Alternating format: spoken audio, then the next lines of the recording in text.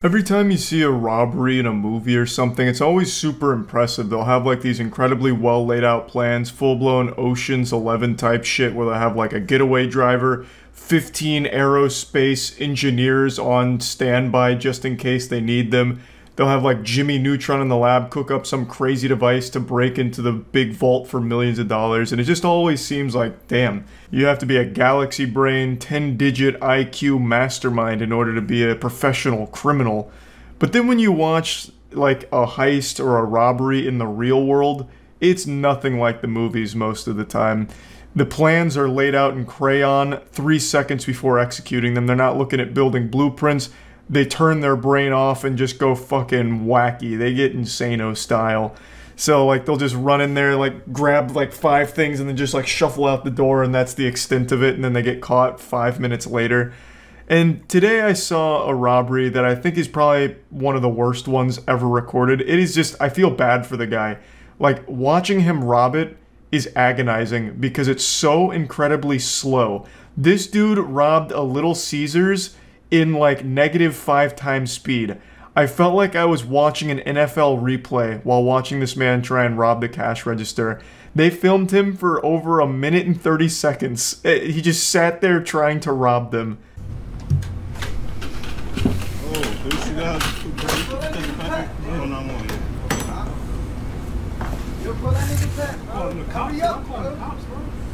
At first glance, I thought this was Pay Money Wubby robbing the place, and I thought to myself, God damn, he is really doing everything he can to get to the bottom of his turd kebab mystery. But then I realized that this is just like a generic default character in GTA Online. This was just like a preset. This guy is coming in here not even trying to disguise himself. Like, he didn't even bother to cover his face. He put on sunglasses, but they're too loose and they keep falling off. It's a disaster.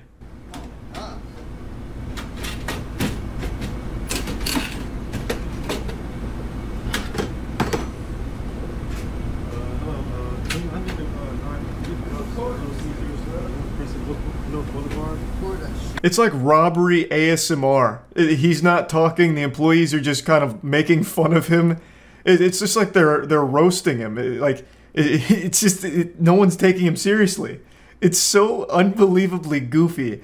And the thought process here to rob a Little Caesars. Bro, the pizzas are $5. How much money do you possibly think you can get from the cash register? He was better off just taking the whole register and trying to sell that. He would have made more money that way. He's going through this whole song and dance prying open the cash register, but he probably would have made more money just standing outside making balloon animals for people that came into the Little Caesars. He would have got more in tips than he did out of this register. It is $5 pizzas. I don't know what he was expecting. He hasn't exactly hit fucking Fort Knox here. It's Little Caesars. $5 pies. Like, I think he maybe got $20. Maybe.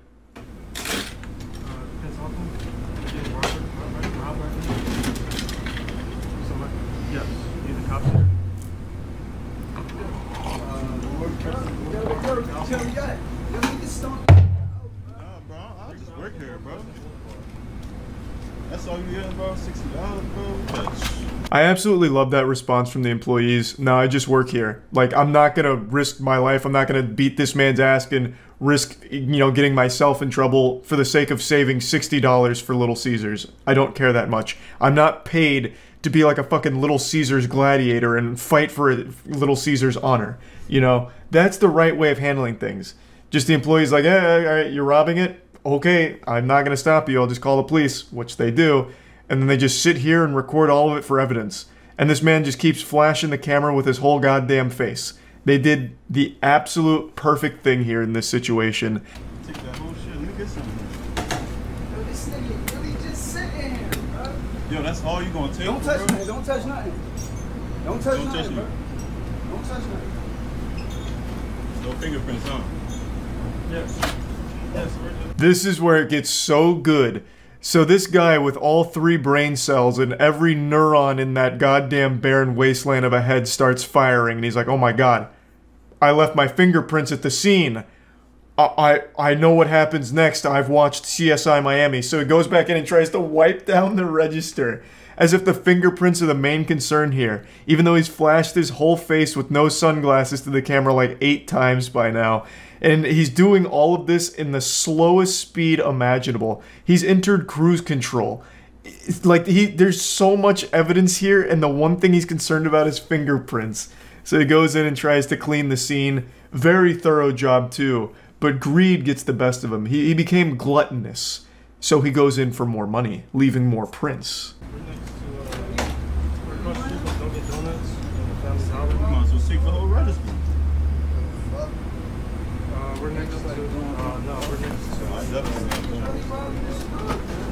Yeah, so he grabbed an extra like $3 there and then tried to wipe down those extra prints, but kept missing the areas that his greasy paws were touching, and then just skedaddles in the slowest getaway of all time, just barely walking. He would have been faster if he crawled away. Like, Jesus Christ. All in all, I can't imagine he got more than 20 bucks. The guy in the video said 60, but I don't believe that. There's no way he pulled $60 out of that fucking register. All in all, he spent like a minute and a half emptying a register, struggling the entire way, looking super stupid just to walk away with less money than the register costs for repairs, and risking jail time. If he had spent this long just collecting quarters from a wishing well, he would have made more money. That's all you gonna take? No, bro, you don't work here, bro. Don't get into nothing, bro. They ain't don't touch nothing. Yo, the store is shut down. The store is shut down, bro. I've never seen a robbery where at the end of it everyone's laughing at the robber. Like, what? How shameful. How truly awful. The most miserable and slowest robbery ever recorded here. It's like a PSA. You know those like over-the-top PSAs where it's like, you don't want to smoke a cigarette because you'll explode. And they just have like these crazy exaggerated cigarette smoking things. That's what happened here with this robbery. This is how, watch out kids, you don't want to rob. Look at how hard it is. And he's like fucking struggling with it for 2 minutes. Oh my god. There's no follow-up. I don't know if he got arrested. There probably won't be a follow-up since it's like a petty crime, but I'm sure he didn't get away for long. He was probably arrested in the parking lot because he probably just sat there. I don't even think he even bothered to like get away. But you can also see that the customer that had come in while the guy was still robbing them was really contemplating if it was worth beating this guy's ass. He could have easily snapped him in half, I think, and then he even like, you know, wandered out the door a bit to contemplate further, but the employees are like, bro, it's really not worth it. And it wasn't, you know, he didn't need to beat his ass. This was far more embarrassing than any ass beating could have been. So hopefully that customer also did get like some pizza or something, and they all just laughed about it. What a remarkably embarrassing robbery, and I just wanted to share this today because it put a smile on my face. So yeah, that's about it. So yeah. I've lived in Florida my whole life. I've seen things that you'd only read about in fairy tales. I could tell you stories that you would swear were false. I knew a guy in college who used to ask to lick people's shoes on the streets, the bottom of their shoes on the street, for his own sexual gratification, I imagine. I don't know if it was sexual, it's my theory, but he used to love licking shoes, and he became known as the Ybor shoe licker. Ybor being the area that he resides in. Point is, I'm getting lost in the lore of the Florida comic book superheroes. The point is, these eyes have laid upon things that could traumatize even the most grizzled of Navy SEALs. And yet still I'm surprised by some of the things that happen in Florida.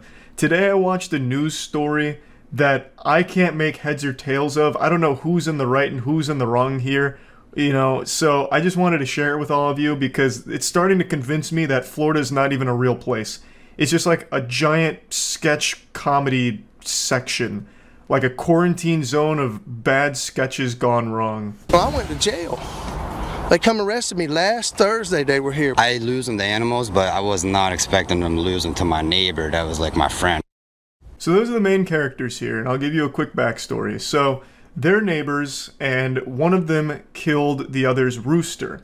Now, the guy's claiming it was done in self-defense because the rooster was extremely aggressive, and he's facing potentially up to like 5 years in jail for animal cruelty. He already spent like 30 hours in jail for this. The other guy's claiming he did it just maliciously to kill the rooster, and we're about to get a lot of exposition here, so get ready. I didn't know to give it a 21-gun salute.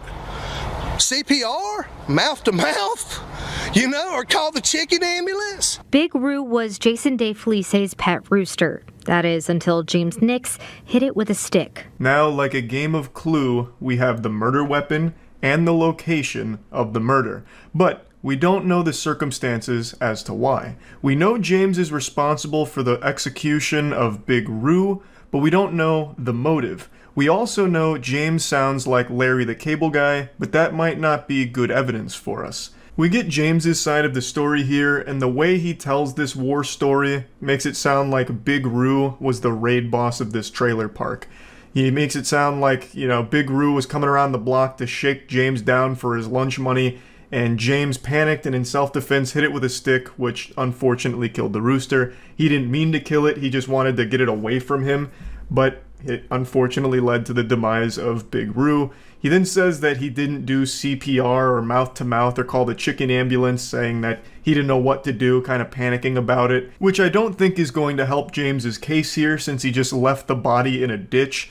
He could have absolutely called the chicken ambulance. I mean, we all know that hotline number, you know, like the Ghostbusters, who are you going to call? Chicken ambulance. But he didn't do even that, so he hit it with a stick and then left it. Which is sad, and I do know from personal experience, roosters can be some real aggressive sons of bitches, that's for fucking sure. I remember being a little kid and like a school field trip took us to a petting zoo. Bro, those roosters will come at you with a head of steam sometime, looking to take your fucking heart out. So, I have no doubt that there probably was an element of self-defense here, but I don't blame the rooster or anything, I blame the owner. He was being kept as a pet, and the owner clearly does nothing to, like, monitor it or keep it on a leash. Though I don't know if you're, like, supposed to keep roosters on a leash and walk them or something, that I'm not familiar with. But, like, at least keep them from, like, just wandering in neighbors' yards and you know, being let loose. The owner just didn't do anything to protect his pet and just let it wander the entire neighborhood, which gets brought up here in a minute. So I'm defending myself. You know, I was feared for my safety, and the chicken, you know, died. Nick says the rooster attacked people. I have not heard that, because I know the neighbor here, I know him. Like, we're friends. He never said anything to me about it. I did tell him, after the chicken hit my dad, I said, hey man, the chicken attacked my dad.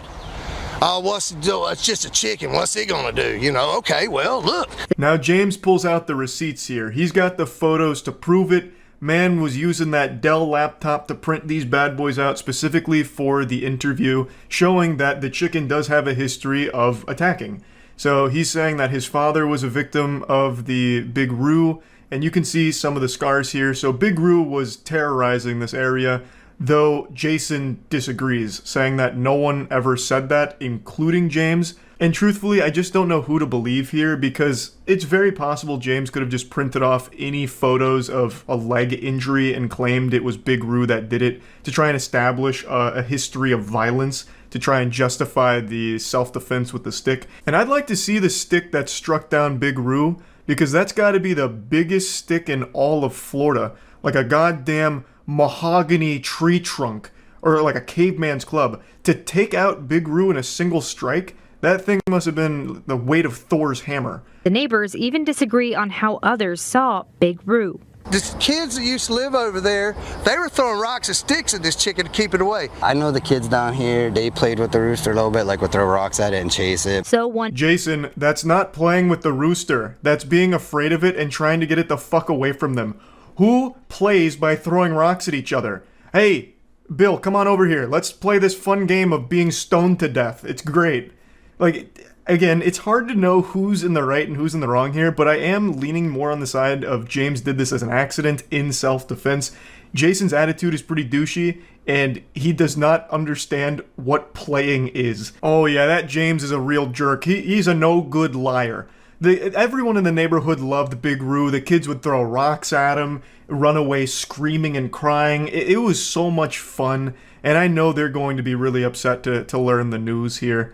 Also, I think Jason does bear a big fault because he's the pet owner, and he did nothing to, you know, monitor the pet, just leaving it completely open to roam the area, clearly. Even he's not defending that. He's talking about how, like, the neighborhood kids would throw rocks, so clearly there's a history of Jason just letting the rooster wander around completely unsupervised, which is very irresponsible. One day when Nick says the rooster followed him and attacked him. His neck flares up, and he's doing his thing, and he's trying to jump up at me. He was trying to get the animal away. This makes total sense to me because if there was a big rooster coming at me and it started busting out the Squidward dance, I'd probably panic too and try and flee, or, you know, flight or fight response would kick in. You know, it'd be a real mess. Again, the way James tells this story just seems a lot more genuine than the way Jason tells it, but it's just so hard to know for sure. But I also think it would have made a lot of sense if James truly did this in self-defense, to go to Jason and be like, look, man, you know we all loved Big Roo, and unfortunately something tragic just happened, and then explained it to him. I feel like it wouldn't have got this far, but it seems like he just left the rooster's corpse outside, just like rotting outside. So, which means that Jason now doesn't trust James' story because James made no attempt to, like, communicate what actually happened to Jason, I guess. This is just, there's so many fucking plot lines going on here. I feel like I'm trying to dissect Evangelion.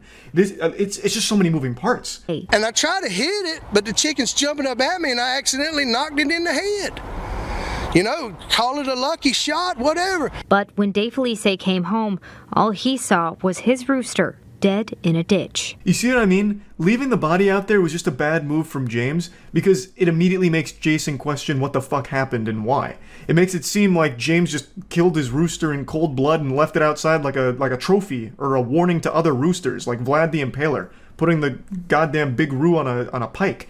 It's just there could have been a much more efficient way of handling this, just like more communication, like, Jason, you stupid imbecile. You again left Big Roo unsupervised and it tried to attack me, and I accidentally hit it in the head, and unfortunately it went right to Valhalla.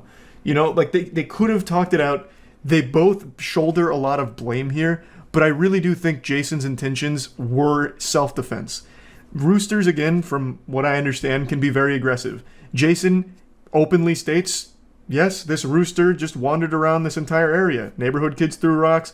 The other neighbors over here, you know, knew the rooster, you know, so clearly there's just a lot of problems in general with what happened here, and it's a sad story, but one that I find so fascinating. I said I'm calling JSO. I called JSO. JSO didn't do nothing. Then a couple days later, I realized I could call animal control. And in late June, James Nix went to jail for animal cruelty. Next thing you know, he calls the chicken police on me. That's the last organization you want to visit from. The chicken police are no-nonsense, ruthless, strictly business, merciless, and they will fuck you up. You know, God have mercy on the soul of someone who gets a visit from the chicken police. While the neighbors continue the fight, Nick says he never should have been arrested. Chickens are dying every day, people, at churches, Popeyes, and Kentucky Fried Chicken. Really. He's not wrong, but it's not a great comparison either, because it's not like those chickens are being hit with a stick in the back of the restaurant. They were factory farmed. This was a guy's pet. Again, I think both people are at fault here, but I just don't know who's more in the wrong. I don't know if it's necessarily animal cruelty if it was done in self-defense. Like a rooster, I mean, they could hurt you, right? Like, it's not like they're completely unable to do damage to human beings. People get attacked by chickens and it causes damage. Usually not life-threatening or anything, but you still don't want to just be attacked by a random animal just on your way home. Again, Jason shouldn't just let his roosters wander around and, you know, rampage this whole neighborhood, and James should have done more to tell Jason what happened. You know, that it was an accident, that Big Roo attacked him. So, again, just a wild story, and Florida is just so full of wackiness, I couldn't help but just bring this one up. That's about it. See ya. Defendant throws backpack at judge, and throws is capitalized, caps locked. Must be a hard throw. Next stop is the Cleveland Municipal Courtroom of Judge Marilyn Cassidy in Cleveland, Ohio. He walks up alone, carrying a backpack. Full of bricks. Just to launch at the judge. Oh. Uh-oh. Ah!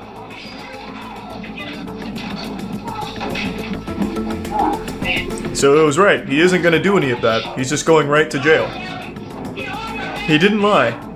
How close was the throw, though? By hurling his backpack at her.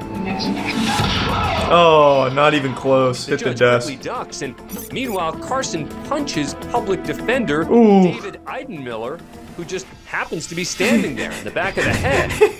He's then tackled by the I large bet man David in the feels white real shirt. silly. His court officers come streaming in to help. I better get out of the way of this potential danger. Shit, I walked right into his fist. And that big mystery man who came flying out of his seat and over the defense. Stone Cold table to Steve take Austin. down Carson. Well, that's Cleveland Police Union President Steve Loomis. Oh, I was close. He's eventually subdued, cuffed, and led out of the courtroom. He's charged with contempt of court and sentenced to 30 days in jail. Only 30, you Thanks know? for being a fan of Court Cam. You know, only 30 days for launching a backpack and punching an attorney? That's, you know, it could have been worse. That's almost a fair trade right there. Like, you know, he kind of came out on top of that transaction, really. Man escapes from courthouse in handcuffs. Man, this happens so often. Oh, good move. Away from security and re-entered the courtroom. He picks the locks on the handcuffs. He strips off his prison-issue shirt. Wait, what? He actually got the fucking handcuffs and off? uses it to hide his handcuffs. He makes it to the hallway, wow. and after a quick look around, and continues barefoot through the courthouse. This guy just doesn't give a fuck. He makes his way to the lobby until he exits straight through the front doors. But within 2 hours, police catch up with him. He didn't get very at a far. friend's house. He went right to a friend's house, huh? Immediately taken back into custody. He looked pretty smart Thanks for there being for a a minute fan with of that shirt Court Cam. play. I'll go to the one place they'll never expect me to my mom's house. It's too obvious, they'll never check. Man tries to escape courtroom. Next, we head to Jefferson Thanks County to Tier Circuit 1 Court Nick. in Louisville, The Kentucky. prime suck. We are on the record. Once the testimony concludes, the camera, controlled by Judge Barry Willett, remains locked on the empty witness chair as the judge announces his decision. And then a ghost comes in. In its entirety. That flash across the screen was Woodford making a run for it. Yeah, I was able to pick up on that. I was able to piece that puzzle together, actually. That the man running was probably the Can guy. be heard pleading with her boyfriend to stop.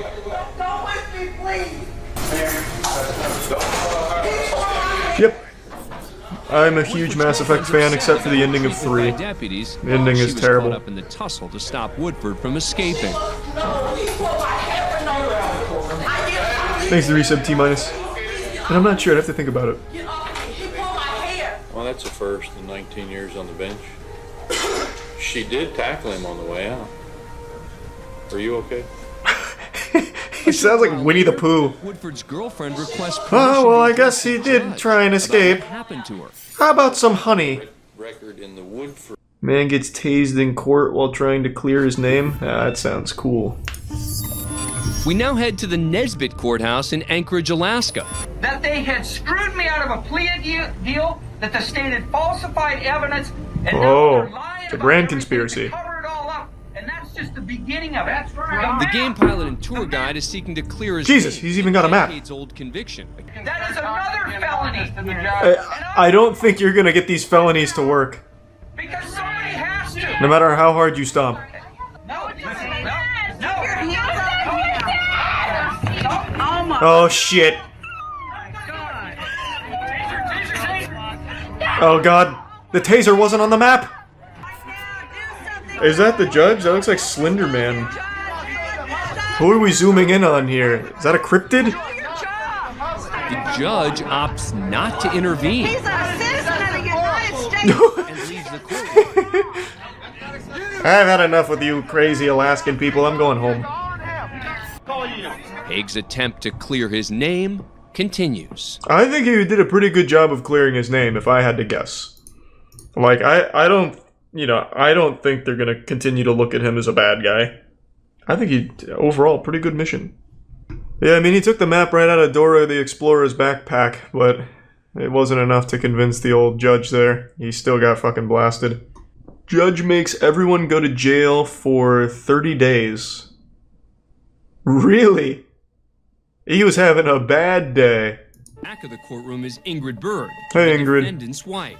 And sitting in the row directly in front of her is the victim's mother, Uh-oh. Peggy Gabbard. Ingrid's about to go nuts. Oh, Jesus, Ingrid! She just got clobbered. Whoa, boy. Whoa, now. Defendant's wife. Oh, did she get involved too? She's like 70 years old. Red purse, I told you to come up here. Put him right there. Ooh, the whole class is getting fucked. Your mind if you think you're going to try to stop anything in court. We got bailiffs in here to do it. And you're sitting in there in jail right now. And where were those bailiffs, William? What do you mean? This is insane. What? The incident ends with at least 4 people being charged with contempt. They were so behind. Mother, Peggy Gabbard. The defendant, this guy had to completely separate them. If you don't get 6 months in jail. Damn, William just said, I want to feel big today. I want to feel real big. I'm going to send this 90-year-old woman to jail for 30 days. See if she lives. That'll teach you to try and protect your daughter. The teen addresses the court. I would like to fight for myself. Uh-oh. It appears this young defendant played Perry Mason, but Judge pulling a page out of Onision's playbook. That's a good idea. Very good, very good. That's not a smart play. New York Yankees, and you've never even learned how to play baseball. That's fine. Yeah, but he goes on Reddit sometimes. Let him do it. In this matter. Yeah, why can't we just let my son go to jail real quick? Fuck it. I don't even want to try. My job requires that I protect your constitutional rights. You as an American citizen. Oh god, he's going in. Holy shit, he's going raw. Stupid to know what I'm trying to do is protect you. Oh boy. Teen sues parents.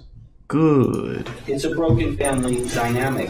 And a good camera at this courthouse. Very interesting. And I'm asking the court to help her in this very difficult situation because they have... The dad just wrote down, no chance. And I believe that they are being negligent. Nope.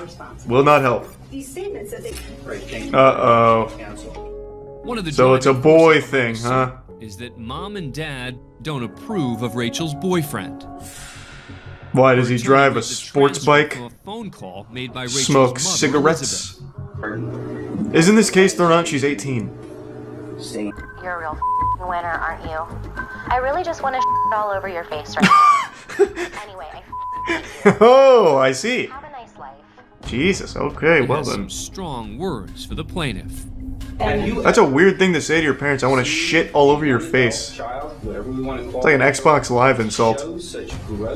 Where the mother is calling the daughter the same kind of name. So I would go... The mother threatens to shit all over her daughter's face. They're the ones who raised this child. This is the language that they're using in their household. Interesting. So who's shitting on whose face then? The web runs deep. Are we going to... A family that shits together stays together. Last night, some deviously clever thieves hatched a genius idea on how to steal an ATM machine using a forklift. This isn't the first of its kind, and it certainly won't be the last. In fact, it's a pretty popular genre of content online, with surveillance cameras capturing goofy ATM heists, and it's always a whole team of clowns that show up to the party, and somehow none of them had any neuron activation to plan beforehand, because it almost never goes right. It seems like ATM robberies are done exclusively by people that can't tie their own shoes, but then also somehow have access to the wackiest vehicles ever. Like, last night it was a forklift. There was one a couple years ago where they came up with a fucking excavator, actual heavy machinery, an excavator they used to carve the ATM out of a building, pick it up in its bucket and dump into a goddamn van. Like, I don't even know where they're getting it from. It's like they're playing GTA Online in real life. But yeah, it's always just so interesting. So I want to show you a few of them. We'll start with last night's forklift heist. This happened in Sacramento, and it's like something out of a SpongeBob episode with every villain is Lemons here. So there's only a couple of chess pieces on the board here. We have the white pickup truck on the top and the forklift on the left. Now pay close attention to that forklift operator, because he may be out here committing a crime, but he said, God damn it, I'm not violating OSHA regulations.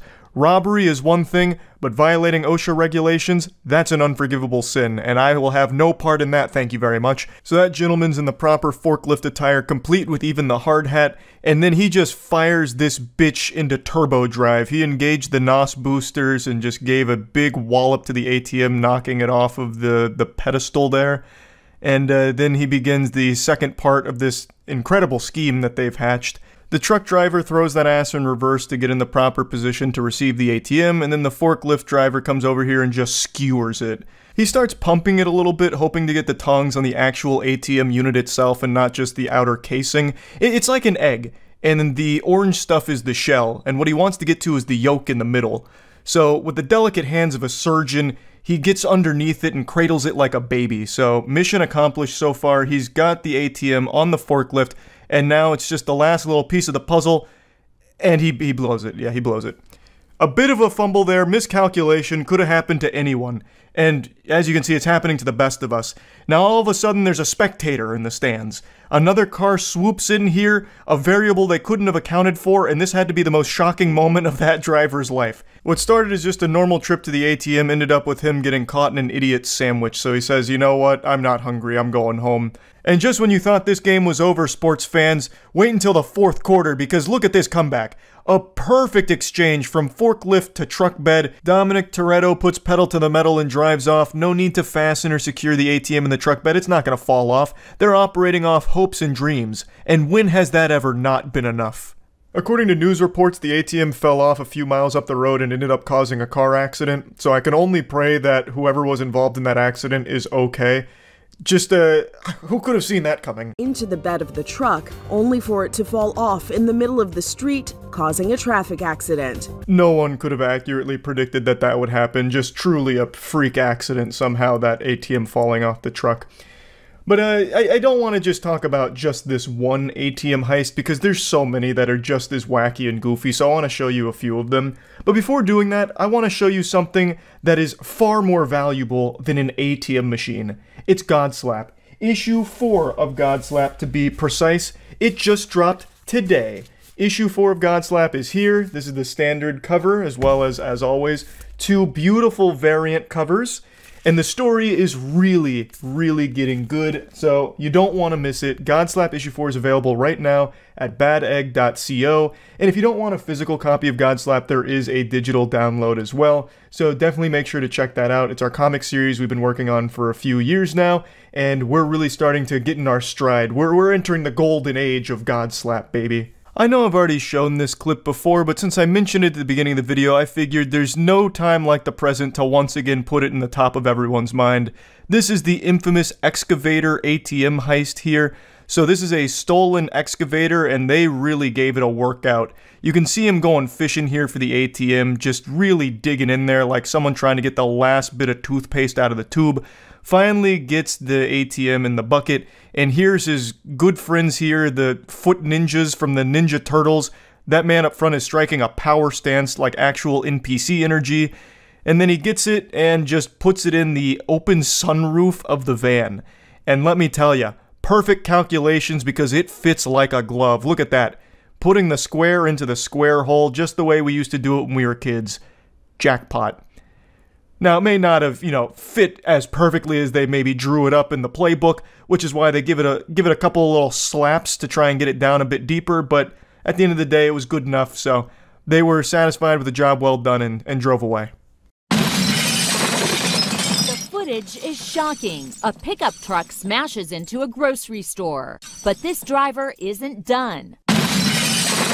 He goes on the other side and zooms straight through. When I first saw that clip, I actually laughed out loud very hard, which isn't normal for me from a YouTube video.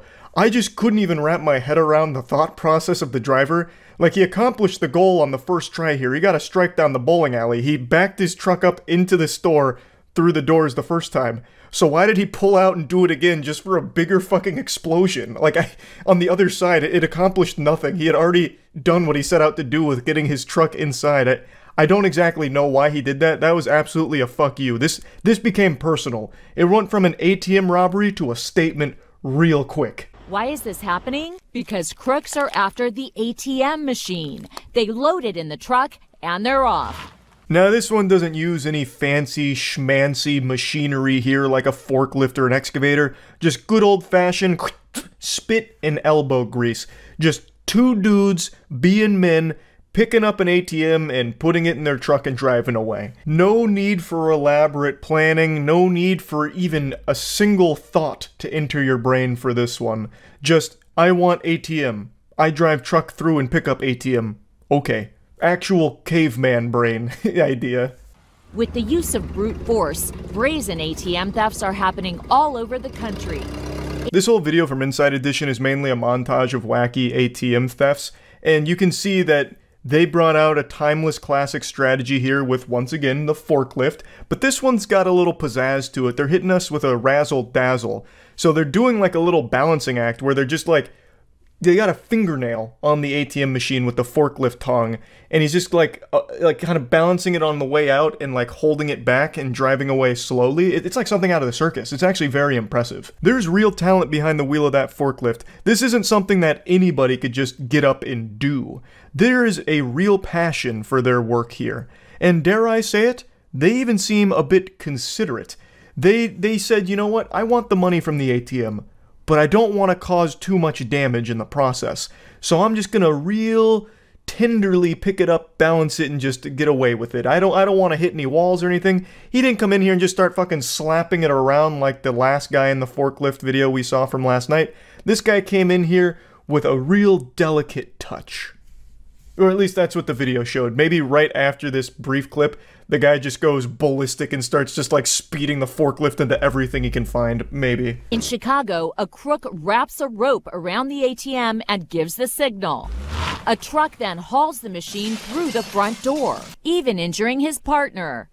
That one's probably my favorite. Just a beautiful blunder, really. Wraps the cord around the forklift, and then he's like, all right, punch it, and then he just gets absolutely blasted by the ATM. He didn't stop to think for just 1 second how the world works with physics and shit, that by standing at the doorway where the rope was leading out, that the ATM would follow that trail. So he just stands right in between a bullet and a target here and takes a hit to the leg from the ATM. It just comes through like a cannonball and annihilates him. His knee got busted up in a big way. It reminds me of a tweet I read like a month ago where a guy took a bad step at a baseball game and he like blew out both of his knees. The tweet said, this man just blew his ACL, MCL, DVD, and NBC.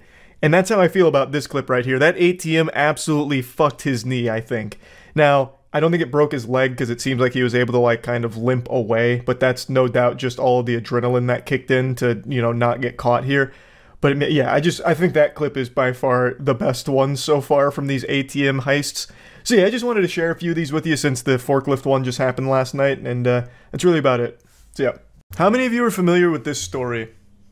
This was called The Cookie Monster back in 2008. Two girls that steal from the Girl Scouts. And it's actually kind of deep. Like, it gets wild. I won't spoil the ending or anything, but it gets kind of silly. And I'd never heard of this before, but I guess it was a big deal back in 2008. Basically, me and my friend Stephanie, we needed some money. We saw a girl selling Girl Scout cookies. We saw an envelope with money in it, and I grabbed it, and she drove away. That's free money, baby. Why did you do it? Because we needed money. We just wanted money. What did you... I think the Girl Scouts should be traveling with like a safe, like a lockbox maybe, and armed security guards. Because this is not the first time I've heard of them being robbed. It seems like that's kind of common. Like, they set up their Girl Scout cookie stands outside of Walmart or Publix or something, and then someone just comes by and just, fucking mine. What about the people who would say, all right, you know, it's one thing to steal money, it's another thing to do it from a 9-year-old girl selling Girl Scout cookies? I mean, money's money. I mean, I feel bad it was a 9-year-old girl, but there was $150 in that envelope, and I wanted that money, and it was mine. How brutally honest. Like an actual comic book villain. Out here teaching life lessons. $150 easy payday. The only problem was we got caught. And I would have got away with it too if it wasn't for those meddling grocery store security cameras. I just want to say that I'm sorry for offending the Girl Scout organization, but other than that, That's it. I like the word offending there. As if that was the problem, like she insulted them and they took it personally or something. Instead of, I apologize for stealing from the Girl Scout organization, it's, I'm sorry for hurting their feelings. So, pretty smart criminal overall. But she's not the star of the show.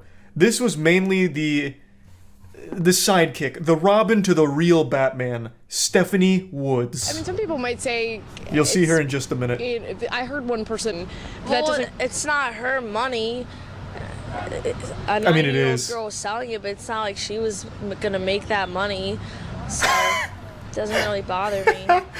The only thing that bothers me is my charges. Those neurons are not firing. What was the other crime that you had been charged with? Domestic battery. Oh, huge. Pretty much, we just there saw she the is. Girl Scouts with their little protagonist. Table, but it's a crime. I know it's a crime, but it was an easy crime. it was easy. True. Sitting right there. I mean, there's literally taking candy from a baby. Like, you just stealing from a 9-year-old. Like, what are they gonna do? Put up a fight? No, sir. Who's a 9-year-old gonna beat? Not an adult. No shot. Like that. Yeah, that's easy crime. She's not wrong. She's making a great point. What a fucking maniac. There's a lesson learned now, but what's the lesson you say that you could learn out of this? Probably not to get caught, or maybe not to steal. I mean, do you have any remorse about stealing from a 9-year-old girl? Right now, no, because I'm kind of pissed because I have charges and we had to give the money back anyway, so now I'm pretty pissed. Net loss, but unfortunately. I mean, some people might say it's... I don't feel sadness for that little girl. I mean, she's getting a lot of money right now from people who feel bad for her. So is she in the same parking lot? I just noticed she like pointed over there. Are they still selling cookies? Like, once this camera comes off, Stephanie Woods might just make her way over there, just meander over and steal a couple extra envelopes of cash from the Girl Scouts. Return to the scene of the crime, lightning striking twice in the same place. After this, a few years later, she got arrested again. Still can't get rid of the Cookie Monster name, by the way. It's what she's forever known for. And sentenced to 6.5 years in prison. Not from stealing from Girl Scouts this time. That was just her gateway drug to a harder drug, heroin. So, yep. A pretty expected conclusion, if I'm being honest. You know, this is something I think a lot of people saw coming. But she must have hired Saul Goodman because initially she was facing 9.5 years. But she took a plea deal, so it worked out for her. 6 years, rent-free, long con. True, she won't need to worry about gas money in jail. She's out of jail now, though. This was 2014, and she served 6.5 years, assuming she did the whole sentence. Like, she's out. So if your daughter's in the Girl Scouts, tell her to sleep with one eye open, because Stephanie Woods could be right around the corner. She's like the boogeyman. Being smart has its drawbacks. Yeah, that's what I was thinking, too, listening to her speak. Like, damn, she's quite intelligent. One of those true criminal genius masterminds. A victim of her own hubris, unfortunately. What happened to the other girl? I don't know who the other girl was. Stephanie Woods was really the star. I don't know shit about the other girl. I couldn't find any info on her. Maybe someone in chat knows, for someone that's a little more familiar with the story than I am. In 2009, she was also arrested for robbery and kidnapping. She pleaded guilty. Man, I tell you, you steal money from the Girl Scouts one time, and then all of a sudden you're shooting up heroin in the bathtub and kidnapping kids and robbing other places. She stole like $400 from a gas station as well. Girl Scouts set her up. Oh yeah, maybe this was entrapment. Like the Girl Scouts deliberately left an envelope with like $150 like sneaking out of it on the side of the table, and they all turned around in order to catch some would-be thieves. You might be onto something. That's how they got my uncle. Fun fact, they also dine and dashed to Denny's 3 weeks earlier. The vid on it is called Girl Scout Cookie Money Theft. Okay, I've got to see that. All I could say is that I'm really sorry. Stephanie Woods seems contrite, claiming she's been turned into a cookie money monster. The 18-year-old convicted just days ago. They actually brought from a Girl Scout. They brought the Girl Scout in to testify? Yeah, that's the bitch that stole our money. That fucking heartless fiend. Yeah, that's her. I recognize her. Put her in the slammer.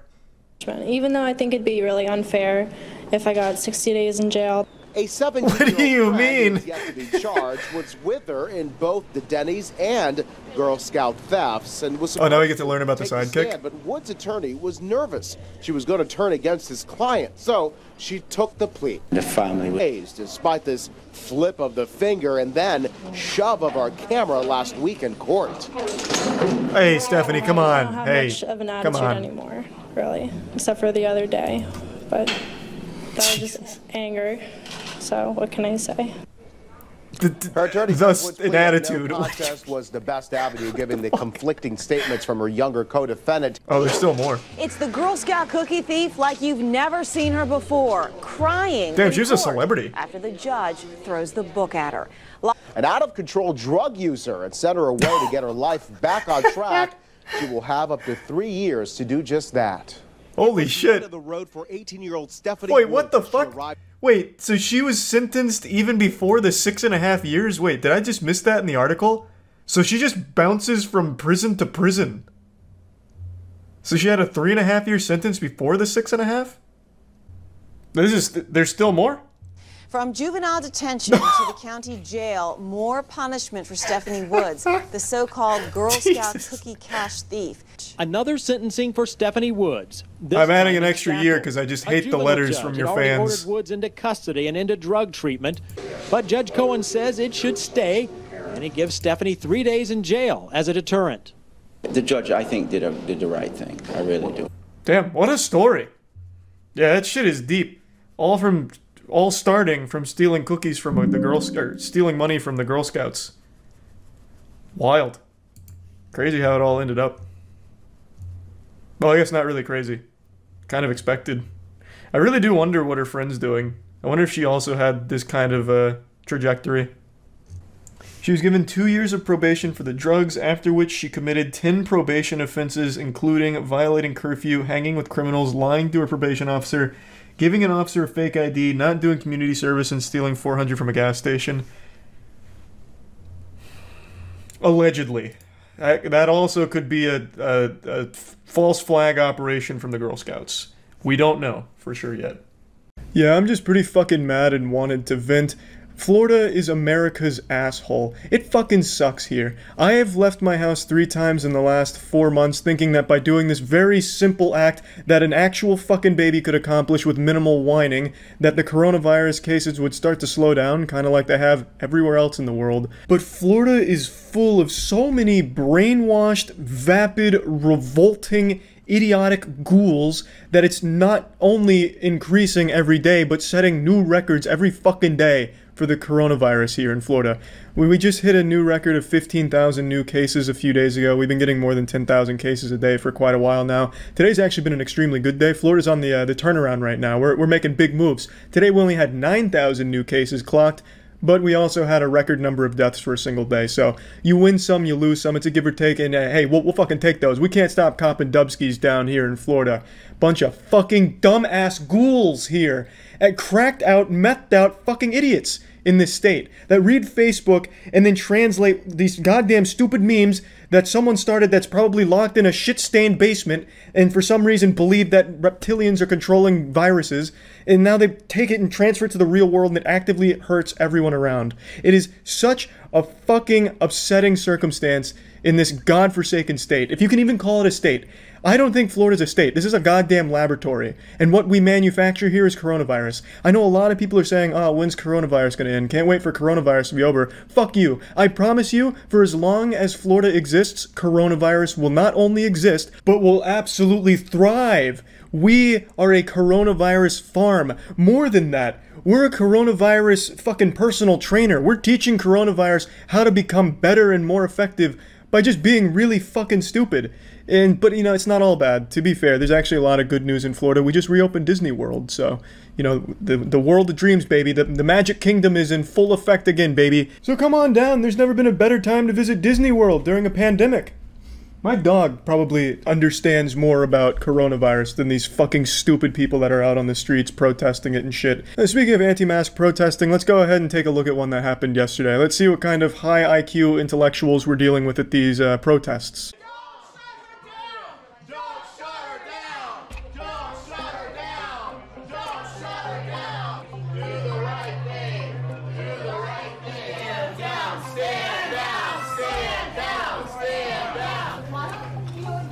So one brave hero opened a grilled cheese restaurant and said, "We don't care about masks, you don't need them here." So the police came in because masks are kind of a big deal and said, "Hey, you need masks." And that's when all hell broke loose. Jesus Christ, blood, tits, and cum was flying everywhere in the restaurant. Children are being snapped in half, taken over the knee, and just busted right in two as the people were shouting, stand down, fighting against tyranny." Something you'd read about in the Bible. Good versus evil, mask versus no mask, the clash of the titans. The abominable anti-mask troglodytes in one unified voice said, "We wanted grilled cheese, and we didn't want to put something over our face, god damn it. It is our right as Americans to not wear a mask in a grilled cheese restaurant."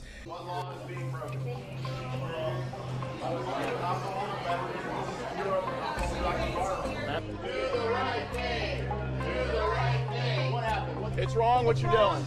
It's wrong, America. This is America. This is America. You're not a communist. This is not communist China. Now, I'd be a fool to think any of these anti-maskers are literate, so I don't expect any of them have ever read a history textbook, but I find it almost humorous how identical this is to McCarthyism. If those of you that don't know, McCarthyism was pretty much a point in American history where a man named McCarthy would accuse people he didn't like of being a communist, and people are doing that exact same thing with people they don't like that are wearing a mask, or just in general things they don't like. "I don't want to do this, that means it's communism." Oh my goodness, what is that over your face? Is that cloth? How can you breathe? You're suffocating yourself, you communist. No, I won't wear a mask, you communist. Guarantee half these people can't spell communism. But I do actually find it interesting how history repeats itself.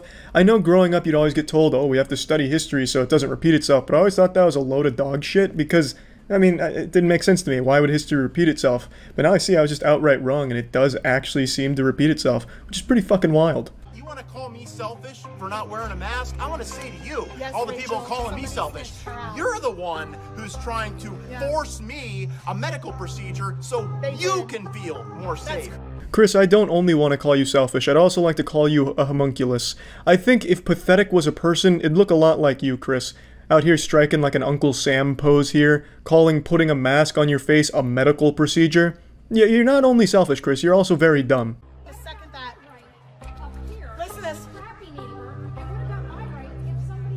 Stay in your house. You have a right to stay in your house. You have every right to wear a mask. You have a right to stay. Shut that window. Shut that window. Shut that window. You have every right to stay in the house. You have a right to stay in your house. Stay in your house, Karen. Shut the window, honey. Shut it. The lack of self-awareness is actually remarkable, calling her a Karen when he's out here dressed like one of those overly handsy middle school gym teachers that eventually gets busted for being inappropriate with the students, and making this huge hoopla about taking 1 second out of your morning routine to put on a mask before going to stuff your fucking face with 3,000 calories at a greasy grilled cheese restaurant. Yeah, she's the Karen, Chris. We're up against. This is a person in her own home. She's allowed to stay in her home. Nobody is coming into her home telling her, "Be quiet, honey. You're in your home." Hi, Chris and Tara. You're not actually up against people. You're up against a virus. You see, this fucking misinformation is turning people on each other. Mask versus no mask people, as opposed to the actual issue at hand being the virus. These people like to believe that they're not perpetual failures, but in reality they are, and they're also sheep. They hate sheep, but they themselves are actual, real sheep. They blindly follow mysterious posts on Facebook that somehow always find a way to draw a divide between people. I'm not one to subscribe to many conspiracy theories, but I firmly do believe that there is an outside force manipulating these really gullible idiots like this into transferring the actual issue from a virus to other people. So that way, if you have them distracted and don't give a fuck about the virus, just have them attacking other people, you can just cause a lot more chaos that way. And I really feel like that's the goal with a lot of the shit on Facebook. I really do think Facebook in and of itself is just an actual virus as well. It should be labeled a pandemic too. It is a truly festering, disease-ridden cesspool. There's a few more clips from this anti-mask rally, but it's just more of the same diarrhea drivel from someone else's mouth. I think what's even the saddest part about this is more and more people across the world keep laughing at Florida and the people in Florida, and that only cements their belief that they're right even more. It's such a weird circumstance where the more they get mocked, insulted, laughed at, berated, belittled, it makes them more powerful and cements their beliefs even further, which makes absolutely no sense to me. Who likes to get ridiculed? Why? It's weird. It's like people in Florida have a humiliation fetish. Like maybe they're putting something in the water to turn everyone here into some kind of like humiliation craving cuck. I don't really know, but it's genuinely fucking baffling how people can be so content to just get constantly made fun of in every corner of the world. Nobody respects Florida right now, and for very good and very obvious reasons. But those reasons and that actual just laughing at and mocking is making them believe it even more. It's crazy and sad and fucking frustrating, and it's all that's been on my mind for like the last week, so I just wanted to get it all out of my system here and vent about it. That's about it. So yeah, in case any of you have been feeling a lack of self-esteem or a bit hard on yourself, I wanted to show you a video that will prove that no matter what's going on with you, you will never be as pathetic as the man I'm about to show you. This is a video that I've thought about for quite a while now. This happened in 2013, and I'll think about it and just remember, you know what? At least I'm not that guy, and hopefully it'll do the same for you. So this is an attempted robbery here by the Hamburglar. He's doing us the favor of showing us his face before putting his mother's pantyhose over it. And then he comes back into frame looking like fucking Goofy here, about to commit a felony. He's got a brick armed and ready, launches that bad boy, it doesn't work, he panics, trips, falls a couple times, and then scurries off. One of the finest crimes our nation has ever seen. A smooth operation. This is up there with the Zodiac Killer when it comes to mysteries. In fact, this man was never caught. Probably because the detectives were too busy laughing at him, but they never did catch this man. He could be out there still terrorizing meat stores to this day. Throwing bricks, bowling balls, perhaps even dropping full grand pianos through them, Looney Tunes style. This menace is still out there. And this is all we have to identify him, and the only proof of his existence. It's like a cryptid. We basically caught the not-so-slender man here. This guy is fucking incredible at everything involving disasters. It is perhaps the worst attempted robbery ever recorded. He's actually kind of a pioneer when it comes to attempted robberies, because this isn't the standard meta of robbing a place for money. Because this isn't a place where there would be any money in the shop or in the cash register. It's a fucking meat store. They only sell meat. So the only motivating factor here, the goal, wouldn't be money, it'd be more meat.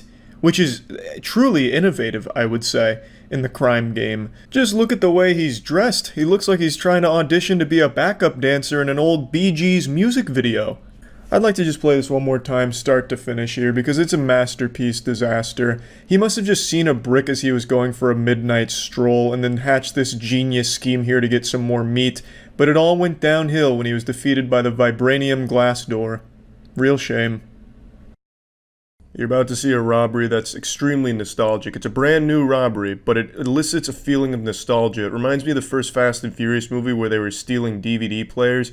These gentlemen are attempting to steal this TV off the wall, which I find super odd because no one really steals TVs anymore. They're very hard to move, they're less expensive than something smaller like an iPhone, and just really don't see a lot of TVs being stolen anymore. But these guys must be like thieves that time traveled from the early 90s to late 2019, and they're just confused by the scary future. But, you know, they see TVs like, shit, they still got TVs. Yeah, boys are back in action, let's steal this bitch. That's probably still worth it. Unfortunately, the security camera doesn't capture any sound, but if it did, you'd probably be hearing the Benny Hill theme being played over the loudspeaker, and this guy right here that's fucking DJ turntabling the TV on the wall shouting for help. Luckily, there was a vigilante in the area hearing the cries, but I guess those windows must be clean as shit because he thought that one was open instead of the broken one next to him, so he hits that like a dog trying to come inside but hitting a glass door. The cavalry arrives and they get their third friend opening the trunk, which is just very overconfident, thinking they're actually going to get this TV off here. And this must be just the slipperiest goddamn glass of all time. It's like they're on an ice skating rink. Now finally, after windmilling the TV for 30 seconds, they finally rip that bitch off the wall and luckily break it immediately so they get nothing out of this, and they keep slipping and sliding all over the place. It's like there's fucking butter on the bottom of their shoes. Then finally the mastermind, the supervillain, the real muscle behind the operation hops in the driver's seat and peels out. They may have left empty-handed, but at least their pride is intact. Their spirits were probably still high, and I imagine they drove away looking for the nearest Radio Shack or Blockbuster to rob next. Let's go through this one more time and watch the slippery bandits in action again. I've mounted a few TVs in my day, but I've never seen one with this kind of range of motion. I've never seen one that you could spin like a fucking washing machine. His tactics also don't make sense, because he's going with it, he's trying to like unscrew it and then kind of like kick flip off it. I don't even know if these two guys know each other. This guy comes from way downtown, like out of fucking nowhere for a surprise RKO. I can't imagine that they plan to be this far away from each other. This might just be like a really nice coincidence, like shit, I was trying to rob this place too, fuck it, this guy's already here, let's try and help. Damn, we're not strong enough to help, and it's super slippery. No doubt his hands are sliced up from landing on that glass, but he's a trooper, so he doesn't let the pain bother him. He goes and rips that TV off. At this point it wasn't about stealing it, it was about teaching the TV a lesson. You don't fuck with the slippery bandits. That fucking TV thought it could make these guys look stupid? Unbelievable. No one makes these guys look stupid. I don't know if they got caught or anything, but I imagine if they did, they'd probably just immediately go to jail and hope that the video never surfaces. Like they're in the fucking courtroom. I didn't do it. Well, we have video, you did it. Fuck it, don't show it. I did it. Just please don't show it. It's gotta be real fucking embarrassing. But yeah, that's it. So yeah. Watch court cam. Is there new court cam that I've missed? Let's see.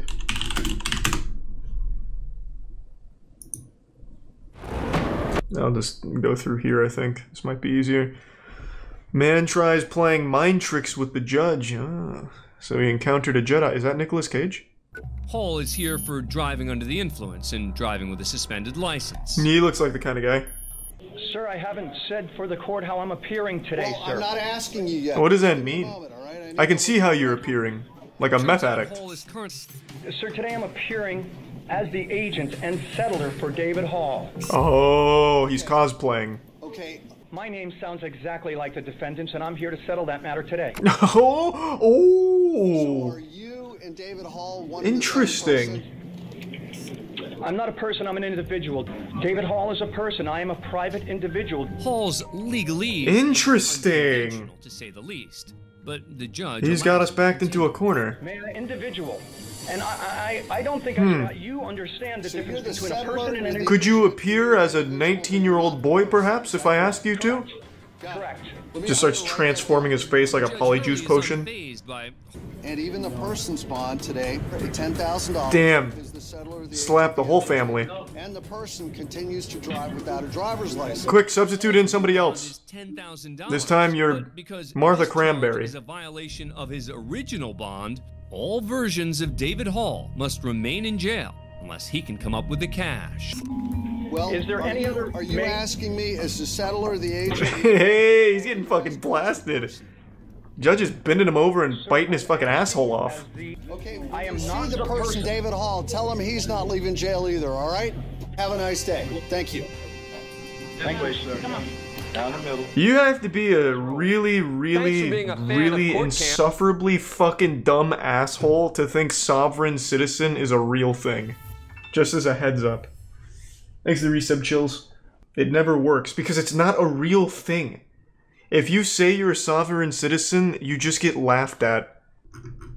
Let's see what the most dramatic moments are. He's even got merch made.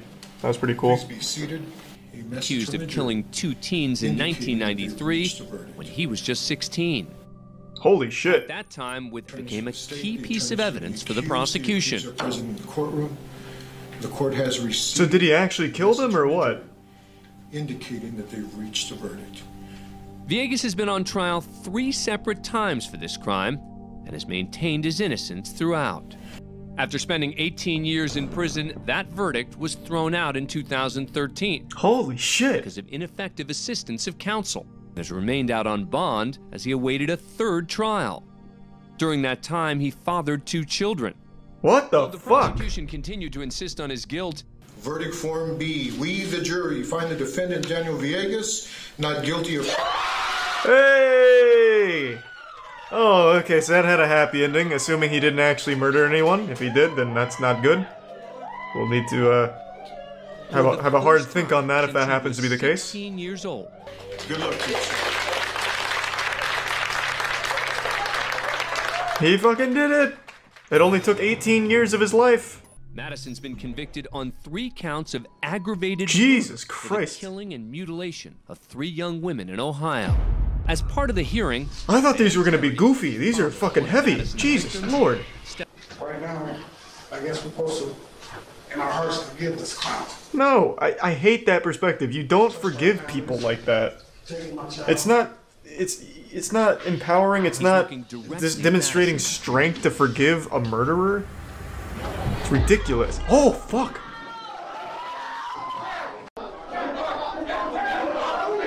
That was a great jump. His airtime was nuts. He fucking took off. Van Terry is released without charges. A short time Thank later, God. County Judge Michael Madison is sentenced to death and will now live on Ohio's death row. We start things off at the Russell. I am so glad that guy didn't get charged. I am so fucking glad. Domestic violence order. I hate when like you lash out at someone like that and you get charged for it. It's fucked up. I haven't done anything to this court. Is she gonna lunge at him too? Fucking take off. For contempt of the court, You will serve 10 days for contempt of court. Go now. Oh, Jesus Christ! Make it 11 days. Get off of me! In a legal process. She handled that really well. Damn, people really like lunge. No, I'm not. I'm not under oath.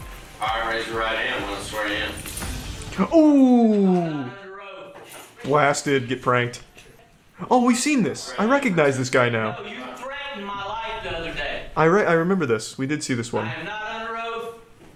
This is being done unconstitutionally. I don't remember what he does. My kids unrightfully. So, that being said, He's driving a hard case. no, do you want to be here or not? The judge is handling this very well. Wants to sit here while you take their kids. This is a conflict of interest. Can I get some water, please? Do you want to suck his dick for the water? No, I need you to answer. He's so patient. Cook has accepted a plea deal that will drop a conspiracy charge, which carried a maximum penalty of life in prison. But counts of carjacking, attempted carjacking with a deadly weapon, and felony battery are still in play. Damn, that's huge. I didn't know conspiracy was that seriously taken. There was an orchestrated ambush, and you are a main part of that. And for that, I'm going to go ahead and adjudicate you guilty of all 3 charges. Oh! 20 years in state prison. Damn! I mean, it is really avoidable. Don't set up an ambush. Like, it's super easy to avoid. More severe than they expected. Thanks to Prime Bomb. It turns out that Cook and her mother's reactions were so intense because they believed the plea deal meant no prison time. That's how they get you. Judge Foxman That's allows her plea to enter deals in a nutshell. Cook's sentence is reduced to 11 years in prison. Ah. Okay, so only over half of her entire life so far. Where public defender Andrew Weinstock and his client are... To be fair, sounds like she deserved it though. Match with someone on Tinder, set up a robbery. That's fucked up. I'm not waving. That's not like a mistake you make. That is you being a psychopath. I don't need your help. Wow. You know what? I'm the public defender. I have a right to be here, and I have a right to stand I said and represent sit my down. clients. Damn. If you want to fight, let's go out back, and I'll just beat your ass. Oh, it is. Head to the hallway behind the courtroom, just out of the view of the court's cameras. Believe it or not, they get into a physical. Holy shit! Until Judge Murphy returns to the courtroom, alone. Thank you. That is about the coolest fucking thing I've ever seen. I will catch my breath. So you're fucking, who's this, Judge Murphy? You're telling me the public defender got to square off against the judge in a legally orchestrated pugilistic fisticuff showdown at whatever this is, a Judge Judy dispute here or whatever, And the judge actually beat his ass and the cops didn't intervene at any point? That's incredible. That's fucking incredible. Judge Murphy, I want to see this guy. Is he jacked? Florida, oh, that sounds about right. Florida Judge Murphy. Oh, come on. Oh, come on! Who is this mystery man? What the fuck? No! They removed him? Total lack of self-control. Come on! This is exactly how it should be. You got beef? Let's fucking settle it. That's great. I just want to see him, man. I'm not his fucking attorney. I just want to see what the guy looks like. Will he pop up in images? No way. This is what he looks like? This guy? Through hands? He wasn't dealing with like a pushover. Like, this is a big boy. God damn. Alright. Hey. Hats off to him. Trial by combat. He's got that old man strength. I would like to get it done as fast as possible. Good answer. Doesn't help me. Now, if you can beat the judge in the fight, we'll reduce it even further. Florida Judicial Qualifications Commission, who charged Judge John Murphy with threatening to commit violence. It wasn't a threat. It sounds like he followed through. Engaging in a physical altercation with counsel. The case eventually reaches the Florida Supreme Court, which orders the immediate suspension and permanent removal of Judge Murphy from his post. Thanks to Resub Humongous. If you can beat my goddamn lawyer in a fight, he wasn't a good lawyer in the first place. You beat my lawyer, you beat me. That's fine. Just finished some business. Yeah, there's not a whole ton to be proud of when it comes to Florida and the people in it. Like, half the people here think using sunscreen is going to send you straight to hell. So with that in mind, let's see what Florida people are up to when it comes to coronavirus and the controversial topic of wearing a mask. You literally cannot mandate somebody to wear a mask knowing that that mask is killing people. It literally is killing people. Yeah, this is why it's so easy to scam people these days, because everyone just wants to feel special, so they just will believe anything at all that puts them in a category that's different from others, no matter how fucking wrong it is. Like this claim right here, you can immediately disprove that masks are killing people with a 2-second Google search, but it doesn't matter because she believes it. She saw it on Facebook, and now she 100% believes it and will not hear the actual truth. That's why people are buying fucking special rocks that they're told blocks Wi-Fi, which they're told, you know, exposure to Wi-Fi over time will cause your nipples to fall off. And they don't bother to do any research on it. They just stick in this fucking disgusting echo chamber on Facebook and believe things like masks are killing people. And we the people are waking up, and we know what citizen's arrest is, because citizen's arrests are already happening, okay? And every single one of you that are obeying the devil's laws are going to be arrested. And you, doctor, are going to be arrested for crimes against humanity. Whoa, calm down there, Judge Dredd. Jesus Christ, she's out here being the judge, jury, and executioner. Threatening a citizen's arrest, that's serious. You know, citizen's arrest, I think, has been pulled off successfully 0 times in the entire history of that fucking thing's existence. I'm pretty sure citizen's arrest was started as a joke, and then they just kept it there as a joke. Threatening to citizen's arrest somebody is like threatening to shoot laser beams out of your eyeballs at somebody. It's a threat that you just laugh at. Every single one of you have a smirk behind that little mask, but every single one of you are going to get punished by God. You cannot escape God. You cannot escape God. I'm gonna say that again. You cannot escape God, not even with the mask or 6 feet.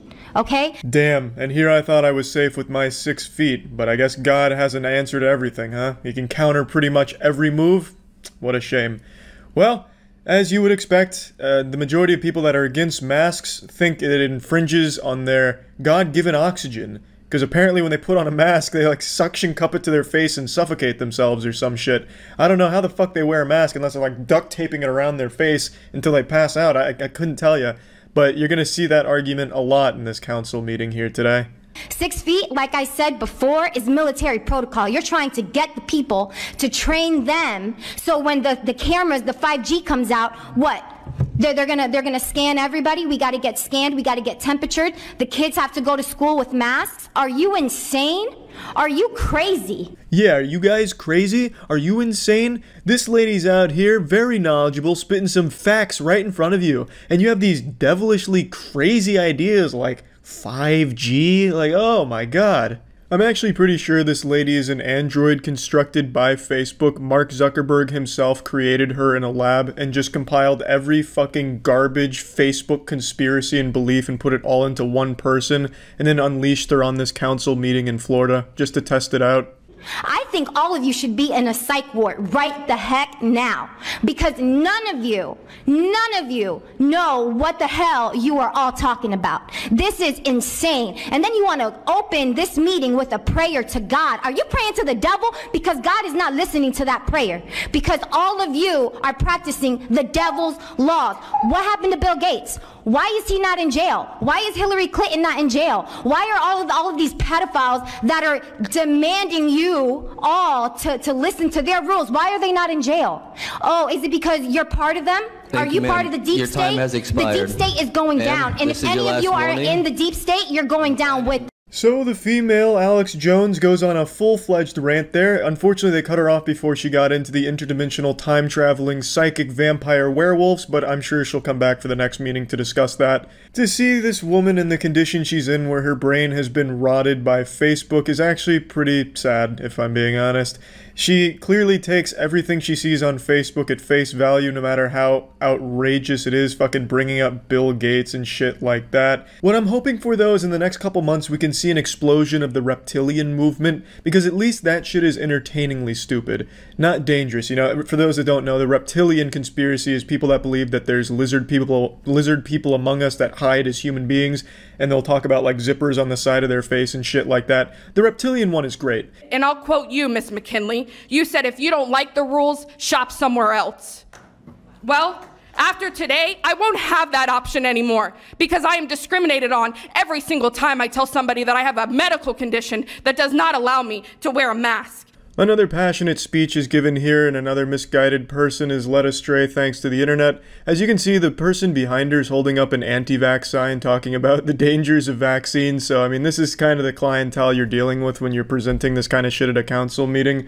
But it is sad. And apparently everyone in the entire fucking world that uses Facebook has a medical condition that prevents you from wearing a mask. I guess just using Facebook is a disease in and of itself that inhibits the person's ability to fucking breathe anymore, apparently. It's super weird how everyone who reads that rubbing essential oils in your butthole is gonna heal you of coronavirus somehow also has an unspecified, undiagnosed medical condition that prevents them from wearing a mask out in public.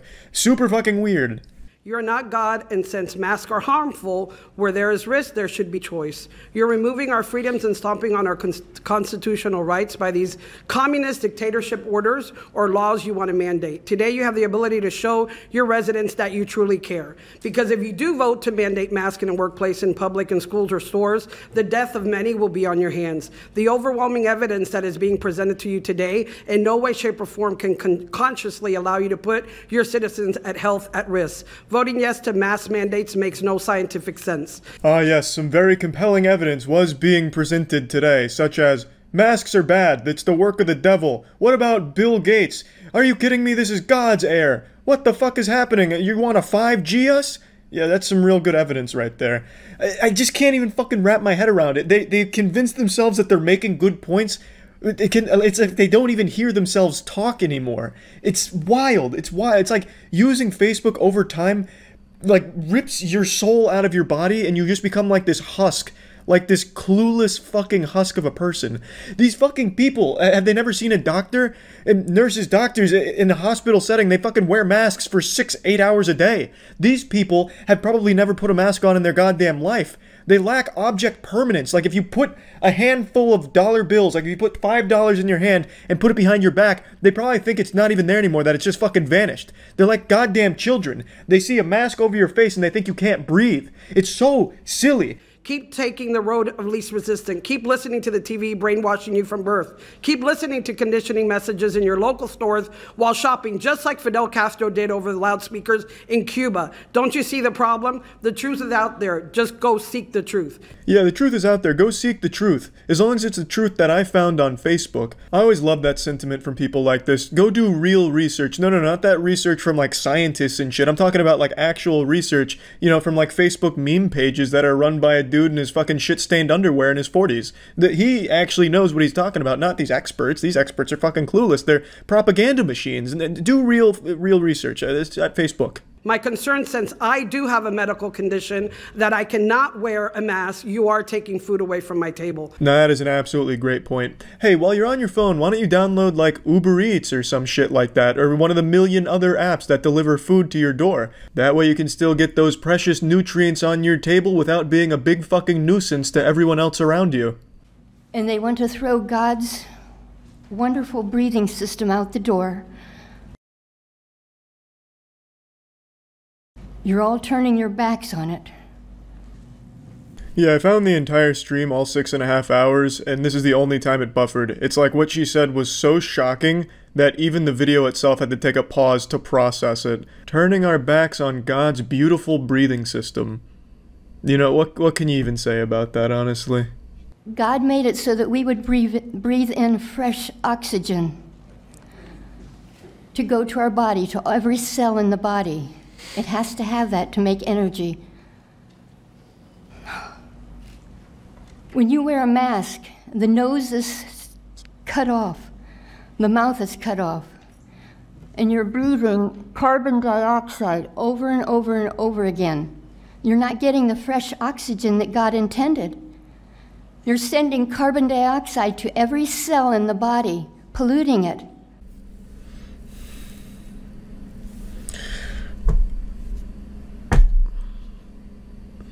I'd like to say, in the beginning, God formed man out of the earth and breathed his breath in him, and he became a living soul.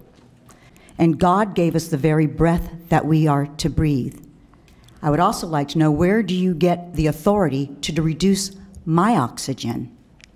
Who made you perpetrators over my life? Jesus Christ, there isn't some kind of invisible goblin unit that's stealing oxygen away from you and giving it to the government. It's a fucking mask. And ma'am, as a doctor, I really have many question marks about your degrees and what you really know, because what you say is the political dogma that they're trying to shove down our throats on every commercial and every store, and it's disgusting. And I'm sorry, ma'am, but I don't think that you are worthy of your credentials. And I would ask suggestively that you go back to school and get educated. Yeah, why don't you get educated like this perfectly sane woman here who was talking about how God breathed into people's assholes in the beginning of time or something? Why can't you be more knowledgeable and smart like this woman? To put masks on our face, to keep us from breathing oxygen, to get us to become sickly. Actual fucking toddlers with a little tantrum. No, I'm not eating my vegetables. No, how dare you make me eat my vegetables? That's not fair. You can't make me eat these vegetables. I don't want to eat these vegetables. Same fucking thing with this mask debacle here. How can you make a one-size-fits-all mandate? Are you considering the following? I've been a music teacher for 23 years. I need you to tell me, how do I play a saxophone and sing with a mask on? I'll let you think about that. Checkmate. Yeah, masks are a bad idea. She can't play the saxophone. I don't know why we didn't think of that. How are you supposed to play a brass instrument with a mask on? You can't. It just doesn't work. You're not going to be able to play a beautiful tune. And if it's interfering with the saxophone playing, well, the masks, I guess they just gotta go. Somehow, this was the most sane argument I saw from people at this meeting. I mean, because she's not wrong. I mean, you can't really play the saxophone with a mask on. You'd have to take the mask down and then play it. Everyone else just talked about how they were dying, how the masks were literally making people drop dead in the streets. At least hers was accurate, she's not wrong, you can't play the sax with a mask on. If I'm being honest, all of these people and their words actually did speak to me and open my third eye to a truth. I now understand why insane fucking lunatics like this actually have some level of power and a voice in decision making. It's because they're the only goddamn troglodytes that leave their cave to go to these fucking meetings. This meeting lasted 6.5 hours, and the only people there were anti-vaxxers and anti-maskers. These fucking brainwashed idiots that still believe the tooth fairy is real waited 6.5 hours just to go walk up to a mic for 30 seconds and regurgitate what they read on Facebook while being laughed laughed at by the people they're saying it to. A normal, rational person will be like, well, 6.5 hours just to speak for 30 seconds and, you know, get made fun of. Probably not worth the time investment. But these fucking people lack even the most basic cognitive functions to register what boredom is. So they will happily wait 6.5 hours just to read some garbage script off their phone they wrote while fucking half blacked out on Xanax and wine, and then just, it's incredible to me. And incredible is the wrong word. Terrifying is the appropriate word. These speeches are like fucking middle school debate club level shit. But yeah, anyway, that's about it. So yeah. To many people, Florida is an incomprehensible wasteland, almost like something out of a fantasy novel, like Narnia, if Narnia was infested with drugs and human trafficking. But for me, I call Florida home. I've lived in this utopia for all 28 years of my life, and I've got to tell you, I swear with my hand on a stack of Bibles, there's nowhere else I'd rather live, being completely truthful. Born and raised from the womb to the tomb in Florida. Well, I guess not womb to tomb, because I'm pretty sure Florida's going to be underwater within the next 20 years, but hey, we're on a tight schedule, I guess. We're on the clock now, and that only makes the time we have with Florida even more special. What's that expression? The star that burns brightest burns out fastest? That is very applicable to Florida. It is a shining star of a state. That little hemorrhoid on the USA? That's right.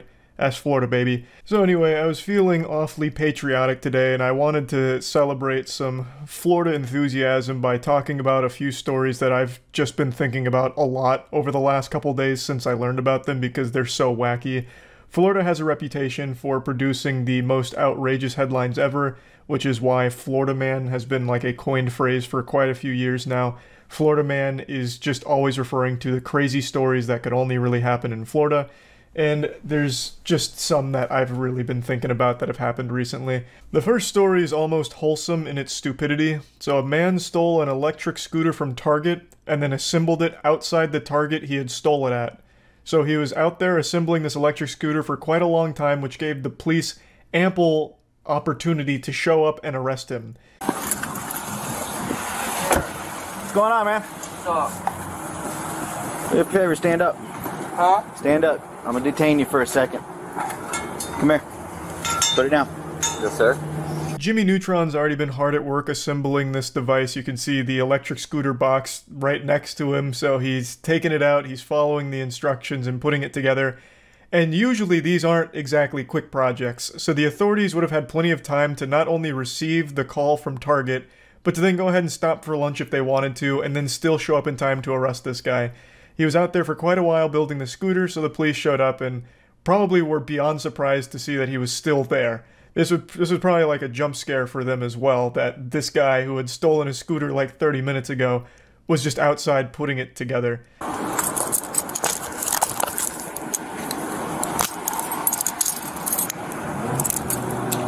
You know why I'm detaining you? No, sir. No? Okay. Once I get these on you, I'll explain it to you. We'll get it all figured out, alright? Alright. A confounding mystery, no doubt. Why would this good Samaritan just casually putting together the electric scooter he just stole possibly be getting arrested or detained here? Something that science can't quite explain, I suppose. I just really like this whole idea here. He steals the scooter and he's like, alright, great. Oh man, I can't ride this. It's in the box. Well, guess I'm gonna have to put this shit together like it's some fucking Legos. And he just does it outside the Target he stole it at. He could have taken that anywhere else. Literally anywhere else. He could have taken it to like a nearby park or even just on a sidewalk somewhere and started putting it together, but instead he puts it together at the danger zone, the hot spot where he had just committed a crime. Did you buy the scooter?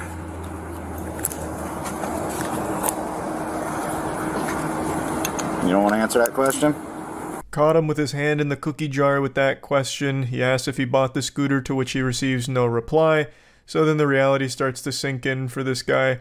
I'll go ahead and break down the story here, though it's not super interesting, very generic. Target employees saw him grab the Razor electric scooter, so then they just called the police on him, who then showed up and arrested him because he was outside fucking building the thing. What I really love so much about this one is the fact that this is actual, like, Skyrim NPC behavior. So this guy committed a crime. He takes the scooter, he steals it. And then the second he leaves the store, he must have forgot how he acquired that scooter and thought it was totally okay to just go ahead and start putting it together there. that item he just stole. The next story I want to share with you all is actually a really interesting crime plot. This one's got a lot of layers to it. This one's like almost a huge scheme. It's a $1 million plus milk theft.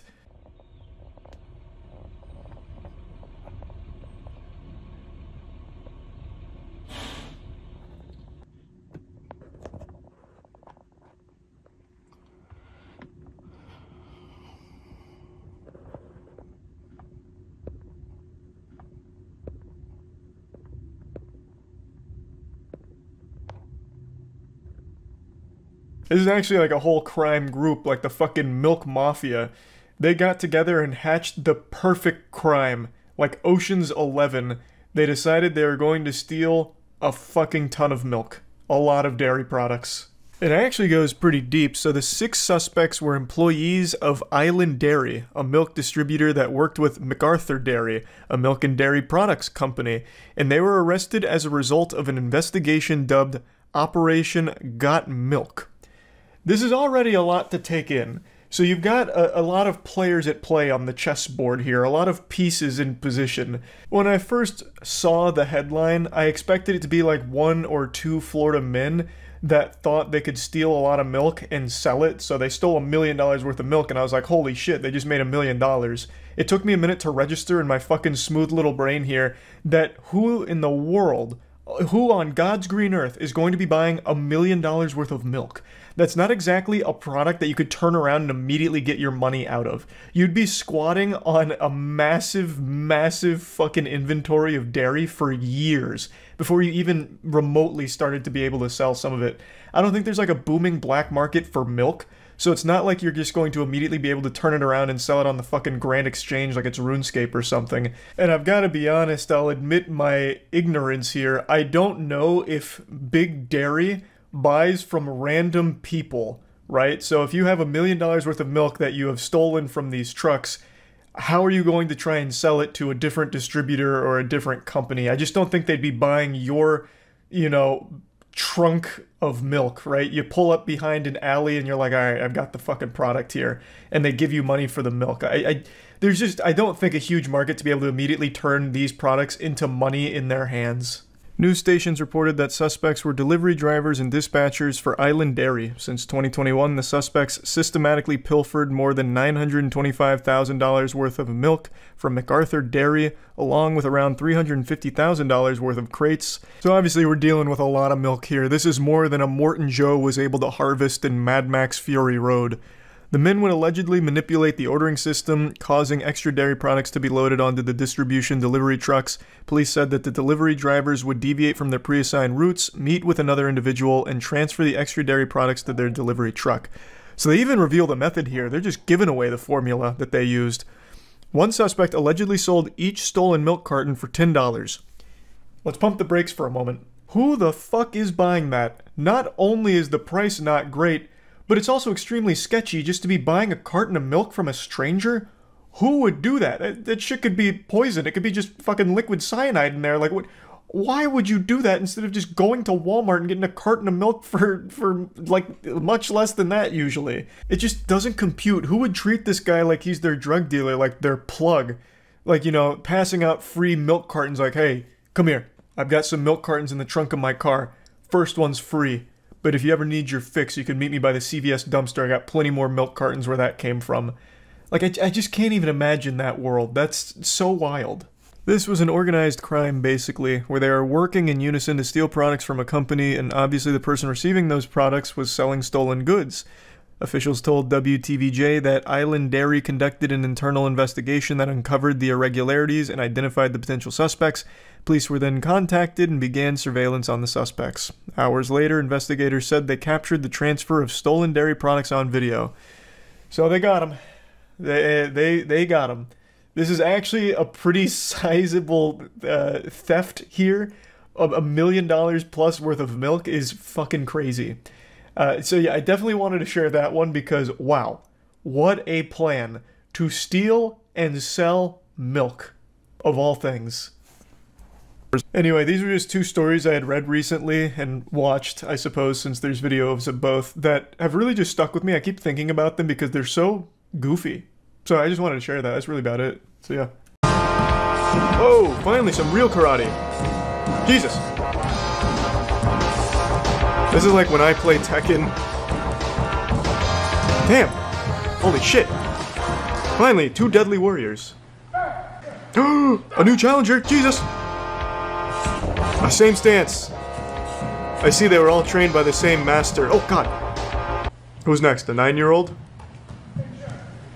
Wow, this is a big mismatch. Don't use your legs, use your size advantage. Hey, don't listen to me, I'm not your master actually. I'm not your sensei. Do what he taught you. He seems to have trained you well. I like how they only let him go for like 20 seconds just to make sure nobody accidentally hurts each other so that way the master and the dojo aren't responsible for it. Does this not look like a high school gym? No, it's most certainly a high school gym. Where else are you going to train martial arts? I feel like I'm watching a David Attenborough segment. Like when the bees are swarming the wasp. Good, good. Sure, okay, when the police get it, we'll see. Yeah? We'll see, okay? Yeah. Yeah. I think the police are going to be on his side if you're stealing. You shoplifter, you can't shoplift here. Yeah, why not? Why not? It's a law, I guess. Shoplift here. Go ahead and watch what happens. Put me in the parking lot. I can't tell if, like, she's an age illusionist. I can't tell if she's, like, early 20s or late 40s. Stop it! Even her mom and dad are like, well, she kind of deserves it. No! No, no! Let me go! Oh god, the demon's coming out? I'm working, she's working. He's got her with the holy takedown. Stop it! Don't bite him either. Stop it! Thanks, referee. You're being filmed, man. Wait. Watch your mouth. Be a gentleman. Who's she, his coach? Remember your training. This is not the way of the Force. God bless the cameraman, finally. This dude deserves Employee of the Month here. Graphic warning, that's... Suspect gets naked as meat falls from his pants. That certainly does sound like Florida. If I was confident in their blurring ability, I would watch that, but I'm not. Sophisticated method. All right, they just crash the car through the front and just start grabbing shit. Investigators say is an Melinda Ford, aka Puffy, is about to hit the dressing room of a Bell's department store in Florida. That's fucking awesome. She's like a kingpin. In the store. Last year, we were given access to an Puffy. unfolding investigation to a crime stealing another that $40 in shirts. Sleight of hand, and that's why Sergeant Jim Ostachek from Ooh, the the County Sheriff's Sarge. Office has spent nearly a No month shoplifter has ever survived an encounter with the Sarge. store to store. Investigators say if they can flip Puffy, they're betting they can round up the returners. This is like Sly Cooper bring down 2. the whole booster ring. And radioing their movements to officers outside waiting in the But how dangerous is Puffy? Subjects are now exiting the store. She learns that Pee-wee's double-crossed her, so she takes her out to like a crocodile-infested swamp with an assault rifle. Vehicle is moving. Their own share of substations. We've got you now, Puffy. Pull over Puffy and Pee-wee right into the station's parking lot. Puffy comes out with dual katanas. Puffy is escorted. Police say Puffy finally seems to crack. Oh, they broke Puffy? And they've managed She's to get snitching? everybody in her virtual Rolodex. Oh, And shit. she's gonna go to them one. He would be like the only Now person she's that signed you as like the lieutenant of the police force. Helping them. I never thought that what I did was this serious. Stealing? It's very serious. Well, It actually is an organized crime. Puffy, who will receive a 2-year prison term plus 10 years of probation. it is stealing. It's pretty, work, helping to pretty round well up known to not be dozens of good. Suspected returners claim she paid to return for stolen merchandise. Damn, that car is out. Her husband just left. 33-year-old Fuck you, Carol. is also one of them. Damn, this is like the end of an Ocean's 11. 24 months of probation. I don't want God damn. face with these cats. Don't tell me it's filmed like this. Much better. Put a finger in his asshole, it'll calm him down. It's like a human cheat code. You're not getting away from us, dude. That's what you think. Right now, he's doing a huge brain scheme where he's sweating and getting it all over his body, making him slippery, and he'll slip right out. don't want to hurt you. I feel like I'm watching the MMA right now with some little ground and pound action, but much slower. You're going to jail, man. Please help me. No, you're going to jail. He's getting arrested for having a man bun. Yeah, he didn't steal anything, they just don't like the man bun. And it's not a man bun, this is called the top knot, by the way. Hats off to these three dudes for not getting bored of just, like, holding this guy. Little dance with him. Don't come back to this target, you heard? He just gets hit by a car. Why is it called held at gunpoint? Oh, it's not over yet. What the fuck? This is 12 minutes? What the fuck? What is he? Does he come back to steal more shit? But this time wearing a mask? Why'd you let him go? Oh, he lives across the street. Over 2 minutes. Well, the cops are a little late. Oh, he went to steal somewhere else? Bro, this cameraman's getting so much action in one night. Send the cameraman in to negotiate. Target guys, so it's an assault. Why is he hiding behind a gas pump? You never know what the shoplifting guy is capable of. He might start tossing Molotov cocktails out of the chimney or something. He's unpredictable. Is there even anyone in there? The shop owner looks very calm. And he's just jogging around, hanging out. What is happening? I thought he had taken hostages. He dressed up as the storekeeper. Yeah, like hitman disguise. He knocked out the storekeeper and put on his disguise. Well, where the fuck is he? Is there even anyone in there at this point? They got the wrong address. They meant to go to the Target. Oh, this is fun. Everyone here is having a good time. He flushed himself down the toilet. He's already getting trained by Master Splinter in the sewers now, yeah. He's gonna come out an even stronger shoplifter. There he is! I see him! That's the guy! Run back to the Target. You're safe there. Jesus, they got a helicopter out here for a shoplifter? Shit must be boring as fucking Sherman Oaks. Finally, some action. I don't care if you only stole 5 packs of Yu-Gi-Oh cards. Call everyone, get them all out there. You know that wild feeling where you take notice of something and then you start seeing it everywhere soon after? For example, you're driving around on the road and your little peepers catch a glimpse of a unique blue car and you're like, man, that's a really interesting color for a car. I don't see that very often anymore. And then you'll drive like a block up the road and then all of a sudden there's like 8 blue cars that come out of nowhere, it seems, and it's like, damn, now I'm trapped in an alternate dimension where there's only blue cars. How did this happen? I just saw one for the first time in a long time, a block ago. There's actually a word for that. It's called the frequency illusion, or the Bader-Meinhof phenomenon. I think that's how you pronounce it. I may have absolutely butchered it, I couldn't tell you. But basically what it is a cognitive bias where when you notice something for the first time, you start to notice it a lot thereafter. It kind of just puts that in your noodle and you become more perceptive and aware of it, and it makes it seem like all of a sudden it's more common than it is. I can still remember the first time I remember this happening to me. I was playing Grand Theft Auto Vice City and I saw a really rare vehicle that I don't think I'd ever seen before, so I did everything in my power to acquire it, and I finally do through blood, sweat, tears, elbow grease, and my little child brain was blown by how cool I felt with this new vehicle. And then as I'm driving away, there's like 8 more of those bitches driving in the opposite direction, and I was stunned.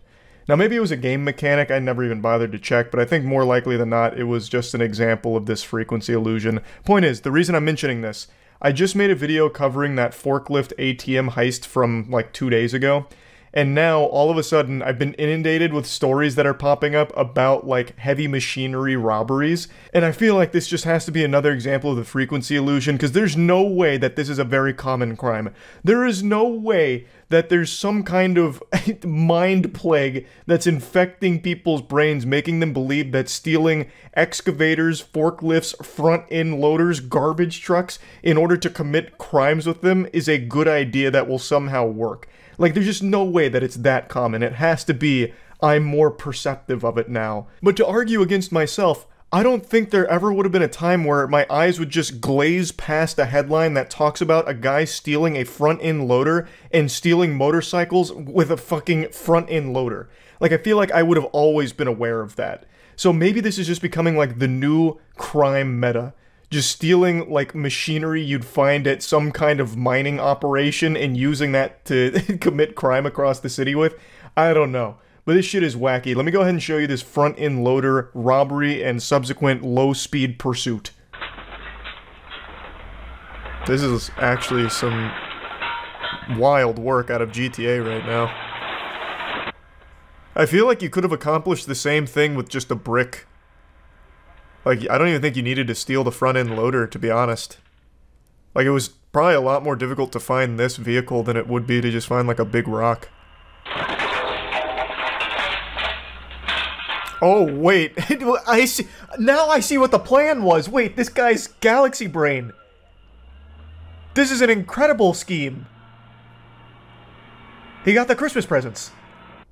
I mean, he's kind of busting up the bikes on the way home here. He's not doing a great job of securing the package. Put it down, mate. He is not stopping. He is not stopping. I was legitimately stunned by the depth of this plan having more layers to it than just take big vehicle, crash into building, and then go in and take the goodies and call it a night. This guy pre-planned this for what I imagine must have been months. He not only found a front-end loader that was prime for the pickin', but then he also went into the building with ratchet straps, I guess, and put them together as if it was like fucking grapes on a vine, and then had the perfect attachment for the front-end loader, the hook, in order to actually carry away the bikes on it. Like, there was a lot more than I would have expected here. Like, Jesus Christ, I was half expecting the front-end loader to turn into a goddamn Decepticon committing the crime. This was a shocking revelation. And, of course, the subsequent chase afterwards is where everything went tits up. He clearly only planned the first part and not the second part. I don't know how he thought he could make some kind of inconspicuous getaway with a fucking rogue front-end loader with two motorbikes dangling off of it like truck nuts. Like, there was no world where that wouldn't tip off the authorities.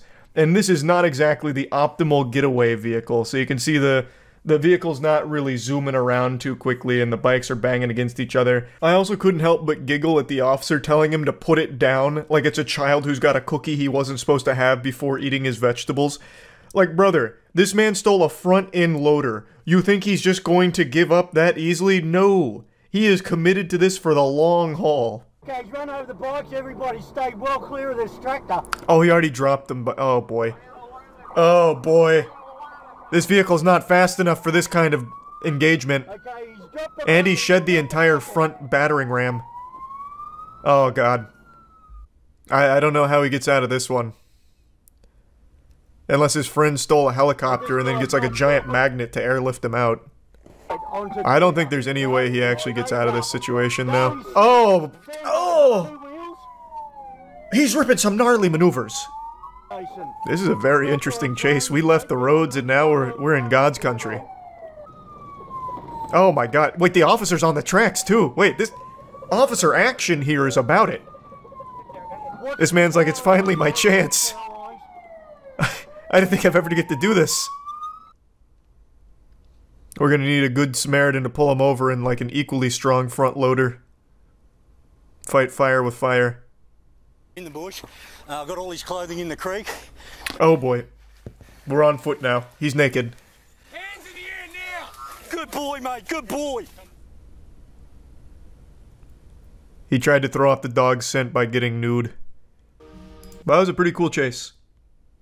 That was one of the more interesting ones I've seen in a while. Should have found a skunk and got sprayed. Your brain is huge. That's such a good idea. Yeah, he could have hidden his scent if he had just subjected himself to the skunk smell. But then he still would have needed to find a really good hiding place where they wouldn't find him. Instead of throwing your clothes away, just dress up as a deer. I don't know. If you're going to try and disguise yourself, I think you actually have a better chance of disguising yourself as a cop. Like, imagine he gets out of the front loader, runs into the forest, and he has, like, a cop uniform waiting for him, complete with, like, flashlight and everything, and service pistol, and he's, like, just looking around and just talking with the boys. Like, you'd probably get further with that approach. They finally caught him, but this man was operating on, like, demon mode here. He hatched a nefarious plot with the front-end loader, and he tried to see it through, but he didn't quite have what it takes. I still can't believe that he had the chutzpah to steal a front-end loader, get the proper, like, hook attachment for it, get the ratchet straps, and set up the motorbikes in a way that they can be lifted out with the front-end loader and hook. But he didn't plan the most obvious part, which would be, how the fuck do you get away? He had no plan for that. All he did was start just driving down public roads and then was, like, shocked that the cops somehow got on his tail. I don't understand. And this is, like, as I mentioned in the very beginning, this feels like it's being more common with stealing things like excavators and forklifts and all that to commit wild crime. Like, it feels like it's being more common, but again, this could just be an example of the frequency illusion. I'm not sure yet. But anyway, it's always wild when that happens. Jinkies. It is always such an adventure to watch that. But anyway, yeah, that's really about it. So yeah. We never caught the Zodiac Killer, nor DB Cooper, but by golly, I tell you what, you know who we did catch? The Cucumber Butthole Blaster. And I'd say that's good enough.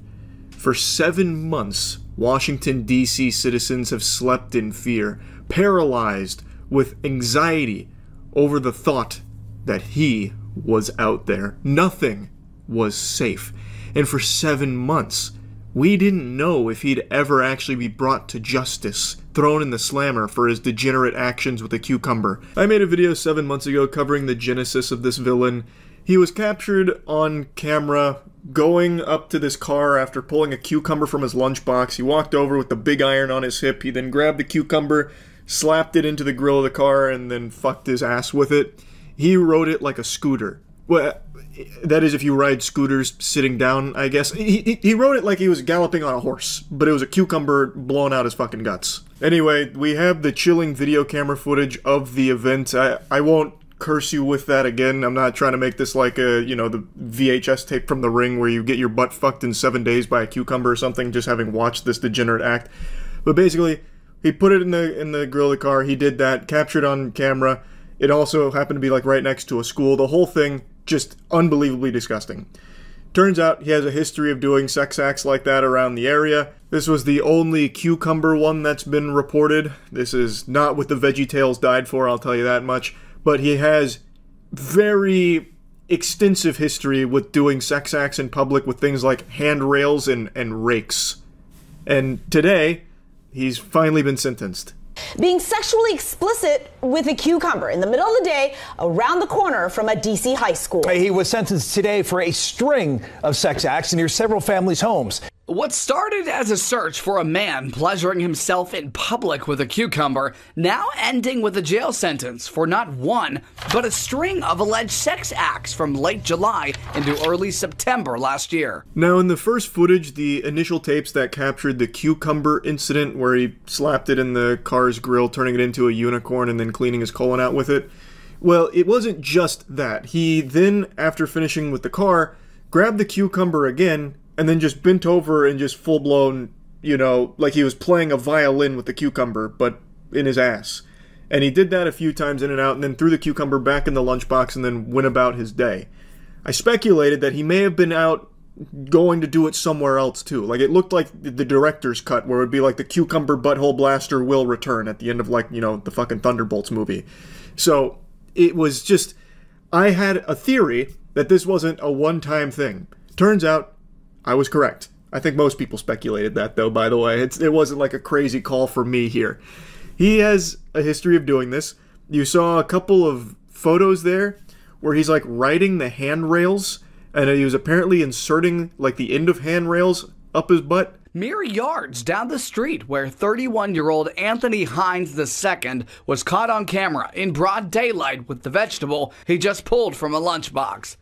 Court documents show a string of similar incidents, mostly involving handrails. And one, police explicitly said, is shaped like a pine cone. Another handrail, allegedly hit on 2 occasions, is now wrapped with what looks like sandpaper. Honestly, just put that handrail out of its misery. Just send it to the fucking grave. It doesn't want to live anymore, I'll tell you that much.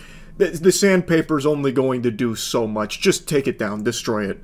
It's ruined. It's completely ruined. This weirdo just cruising around Washington, D.C. on freaky mode. Anytime he sees a handrail, he just gets a boner. Also, when he was doing all of these things, did he go to completion till he ejaculated? Like, it's already a huge health hazard, just putting his bare anus on all of these handrails and handles of rakes. Like, I feel like that's a pretty serious thing. Like, there's probably people that use those handrails and maybe got sick fucking pink eye or something, cholera, I have no idea, E. coli. It feels like a pretty big deal to me. But his sentencing was very light. I'll spoil the surprise. He got sentenced to 360 days in jail, but he's only going to be serving 6 months and then some probation. I think that's less than a slap on the wrist. He's going to do it again. For 6 months, he will probably, when he gets out, I would imagine the next day, park your cars in the garage or hide them under some trees somewhere, anywhere out of sight, because there is going to be a rampage with this man and every vegetable he can find at the supermarket. He will be going everywhere, putting everything in his butt across all of Washington, D.C. Mark my words. Like, that is not nearly punishment enough for this, I think. Footage in one homeowner's backyard reportedly caught Hines using the handle of a garden rake in a sex act. Public or private, anywhere in your backyard, man, it's not appropriate, I don't think. Homeowners impacted told me they're relieved for a bookend to the bizarre case, including one whose SUV was targeted with the cucumber, saying she's grateful for the police work, adding, quote, "I'm thankful to the community for helping crack the case of the vegetable voyeur and look forward to enjoying farmers market season in peace." Yeah, it is nice he was arrested and will be going to jail, but it's not for that long. You can enjoy the farmers market for approximately 6 months. This dude, upon being released, I would wager a guess, will probably walk down the steps, take down his britches, and immediately start flossing his ass crack with the handrail outside the jailhouse. That would be my guess. Like, this is definitely someone who is just out of control. He has a history of doing this with handrails, the fucking handle of a garden rake, a cucumber on some stranger's car right next to a school. Like, come on. And just today, Hines was sentenced for 5 counts of lewd, indecent, or obscene acts, 4 counts related to accessing private property when he wasn't supposed to be there. He did plead guilty and was sentenced to 360 days in jail, but will serve 6 months according to the terms after pleading guilty, and an additional 2 years of probation. I can't help but just think about that sandpaper handrail one more time real quick.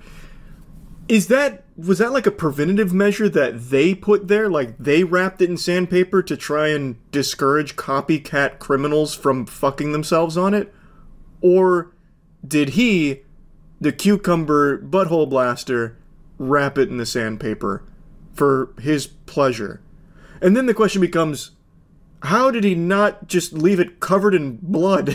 Like, if he wrapped in sandpaper and then just started, you know, bouncing on it crazy style, how did he not rub all the skin off of his sphincter? So to me, it feels like it was put there after the fact, and I don't see how that does anything at all. It just feels, that whole tidbit of lore there with that handrail post asshole incident is just a little confusing to me, but maybe I'm just not thinking about it properly and can't fully grasp the real intention behind the sandpaper. I think it's also worth mentioning, these are the only cases we know of. There's a chance that every handrail in Washington, D.C. has faced the wrath of this man's asshole. Like, we can't rule out that possibility. This is only what he's been caught with here on these handrails, and that garden rake, and that cucumber on that car. But it could have been spanning years. Only God has that information. We can't possibly seek to understand how long he's been doing this or how many handrails have been compromised out there. Stay safe, Washington, D.C. Yes, he may be going to jail, but the damage that his anus has done, well, there's no telling the extent. Anyway, I just want to kind of give you the update here on this story. Pretty wacky, wild, and disgusting one, huh? That's really about it. See ya. This is another one of those sad situations where I have to admit Twitch chat was right and I look like a bumbling imbecile now. About a month ago, chat was trying to convince me that there was a viral TikTok challenge that was getting people to steal cars and sometimes crash them for views, and I wrote that off as a bunch of baloney. I said, I doubt that's an actual trend, probably just one stupid asshole did it, called it a challenge, and no one ever followed. But it turns out I was wrong. Not only is this boogeyman real, but it actually has led to the death of 4 teenagers this week. Somehow, the challenges continue to get more and more brain dead and dangerous. This generation of Tide Pod eating and hurting yourself for views on TikTok is reaching an absolutely absurd level of wildness. So, it's called the Kia Challenge. It's also not really a challenge, it's more of just a ruin your life speedrun tutorial. Basically, the only goal to be completed with the Kia Challenge is to steal a car and post yourself stealing the car on TikTok. It honestly sounds like it's something made by the CIA to catch potential car thieves. You're fucking instructing them to post evidence of their crime online, making it the easiest slam dunk arrest ever. But anyway, the Kia Challenge was videos that were teaching others how to steal Kias and Hyundais specifically because of a massive vulnerability in many models from Kia and Hyundai. For Kia vehicles, many of them built from 2011 to 2021 have this problem, and for Hyundais, those built from 2015 to 2021 also have this problem. I'm not here to teach you how to do it, I'm not your Thieves Guild sensei, but I will tell you, it is shockingly fucking easy. It's mind-blowing how stupid and simple it is. These cars are more insecure than me going through puberty. They basically steal themselves, honestly. It takes seconds, like actual seconds. Not even like mini seconds, like maybe 2 or 3 tops. It's fucking baffling, honestly. So, since this challenge went viral, there's been this massive increase in thefts with Kia and Hyundais, and this week it led to 4 teenagers dying. In a few of the Kia Challenge videos that are still available online, the people in them are driving recklessly, and in a couple of them even crash. However, this one happened to be a fatal single-car accident, killing 4 of the passengers here, and now the driver's facing a felony charge. Pretty sad story all around, and it all stems from a little TikTok trend. Just when you thought we'd seen the dumbest trends from that platform with like devious licks and shit like that, they've gone even harder now. But I think it's very important we discuss what a massive fuck up this is from Kia and Hyundai. How in the world, 2,000 years after the death of Jesus, with all the technology we have now, how can you have this massive vulnerability? It's obviously a massive problem here, so much so that they have now been served a class action lawsuit as of late September because these vehicles that they manufactured during the time periods I listed don't have immobilizers on them, which as I understand is standard among pretty much all the other automobiles out there. I'm not much of a car guy. I don't know too much about that shit. I know more about the anatomy of a fucking alien than I would a car's engine and what goes into vehicles. But according to the lawsuit, the engine immobilizers are crucial, and they've come at Kia and Hyundai for not having them, stating that they valued profits over safety and security of their customers. And it also outlines just how big of a problem it's become. It is just an absolute epidemic with all of these car thefts with the Kia and Hyundai models here, and it all ties back to the lack of engine immobilizer, as I understand it. And it seems like this was a massive blunder here because all the extra doubloons they were able to squeeze out of their profit margins is all about to whittle away here and probably end in some net loss with this class action lawsuit. It's a huge deal, obviously. And just a really sad trend all around, since it ended in the death of 4 teenagers who probably wouldn't have stolen this car if they weren't fed the information on how to do it, as well as also fed the idea that by doing it, they'd gain TikTok clout. I believe at the time, and according to this article, the Kia Challenge category on TikTok, like the trend where all of these things lived, had 5.9 billion views across all of the videos there. Now, of course, not all of them were views on videos of people actually stealing the cars. A lot of them were people talking about how dangerous the challenge is. But there was, of course, quite a few videos actually showcasing just the blatant theft of Kias and Hyundais in there, in the Kia Boys area. And just fucking awful stuff. TikTok cracked down on it and banned those accounts and shut all of the Kia Boys, Kia Challenge stuff down, but even still, you can still find quite a few of them, and it clearly does still exist in some capacity because this only happened this week. So it's still a rather popular idea, even if not like a direct trend on TikTok anymore. So just wanted to talk about this a little bit, since this was just a situation where I was just absolutely wrong when Twitch chat was bringing me some new information here that I just refused to believe. It was so outlandish, I didn't believe it. I didn't think anyone would ever actually start a trend of just crime, and I was proven wrong. And it's very sad. Not sad about me being proven wrong, just the actual subject matter here being sad. That's about it. See ya. I recently watched a video from a channel called Crime0, which put together this beautiful piece on one of the most interesting criminals I've ever heard of. It just seems like something more out of a cartoon than reality, like the real world Dirty Dan here. I'll quickly hit you with a 30-second Shark Tank pitch to get you interested and tell you why you should care. Basically, an army veteran uses his skills to target McDonald's locations for robbery, and his specialty was busting in through the rooftop. So he would bring tools, cut through the roof, and drop in like an angel on the employees. And he had the manners of an angel too. He'd let them get their coats. They all said that he was really nice, and asked them to just wait in like the ice locker, the freezer. And he'd rob them and leave. And he did this for quite some time before being apprehended. Spoilers, he gets caught.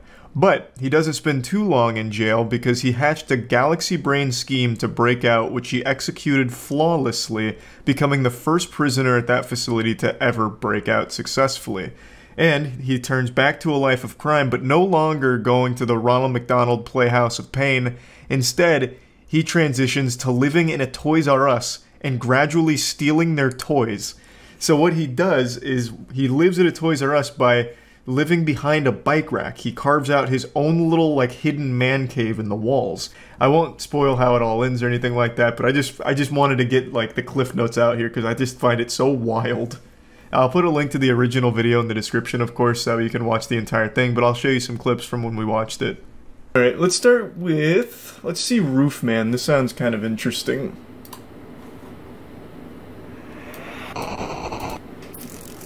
I do love criminals that hide in attics and shit. Nigel and Luke here, and welcome to Crime0. Unbeknownst Quick question, is there still a massive breakfast rush for McDonald's? I remember when I was a kid that was the shit, but I feel like McDonald's has just such steep competition these days for the breakfast slot. Do we have any other, do we have any like big McDonald's breakfast enthusiasts here? Because near me it's kind of just like, no one cares anymore. Overwhelmingly yes. Wow. I just think the McDonald's breakfast has really fallen off. It's like Netflix stock, but for food. Once he had the cash, the masked robber walked all of the employees into the cooler where they were locked inside. It seems kind of nice. They were asked if they wanted to grab their coats to stay warm while they waited for help to arrive. After they have a police sketch and it's just a Hamburglar. Fled. While the employees didn't know it at the time. I saw a video of 2 women stealing everyone's food inside a restaurant. Don't remember where, though. Probably McDonald's. Actually, I take that back. Probably Waffle House. Waffle House is a restaurant you go to and you're just looking for fights. And maybe, like, a waffle or two. I think it's a Prime Sun City. So this is basically the only fast food specialized robber is what I'm getting.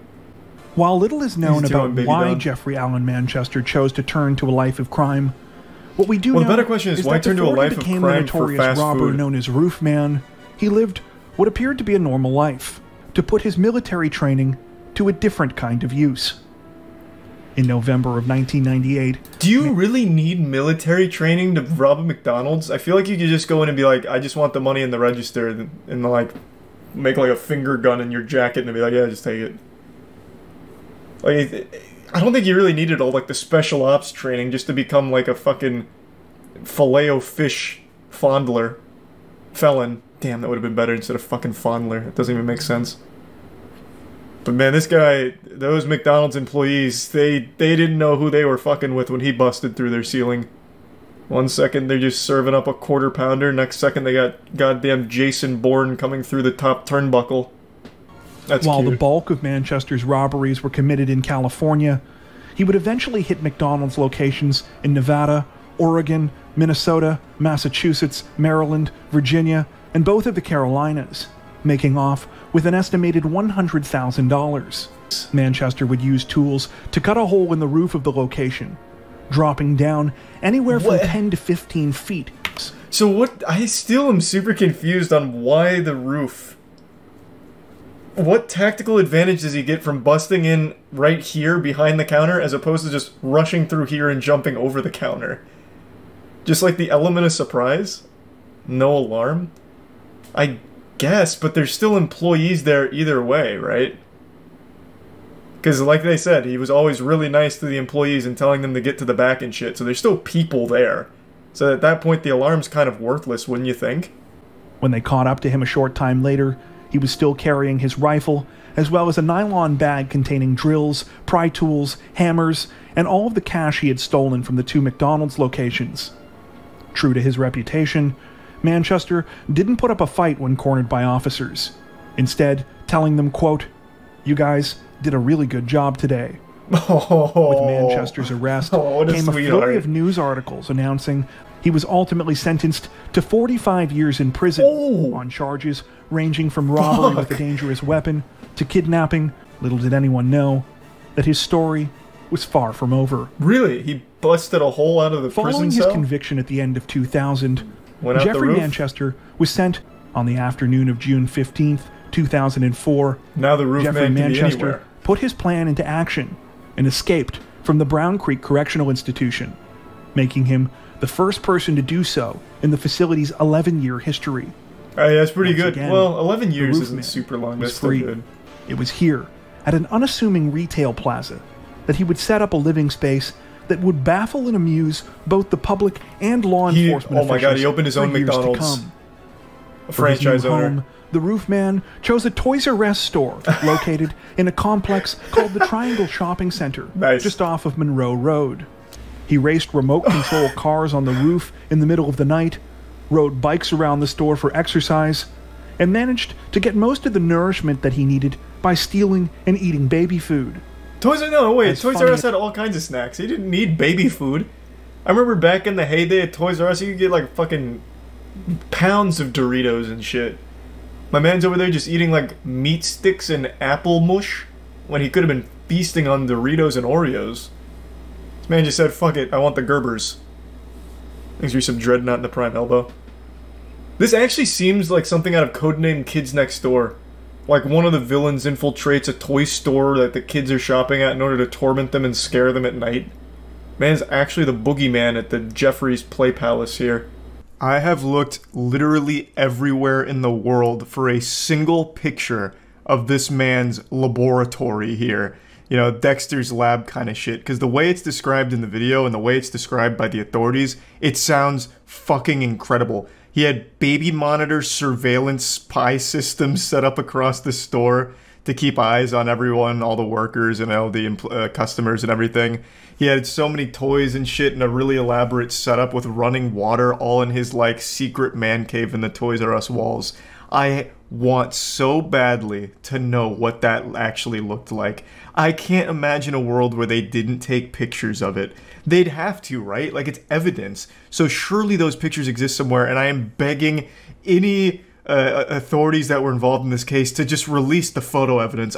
Let us see it. Let us just take a gander. I have to know what his little secret lair looked like here in this Toys R Us, because it must have been so fucking cool.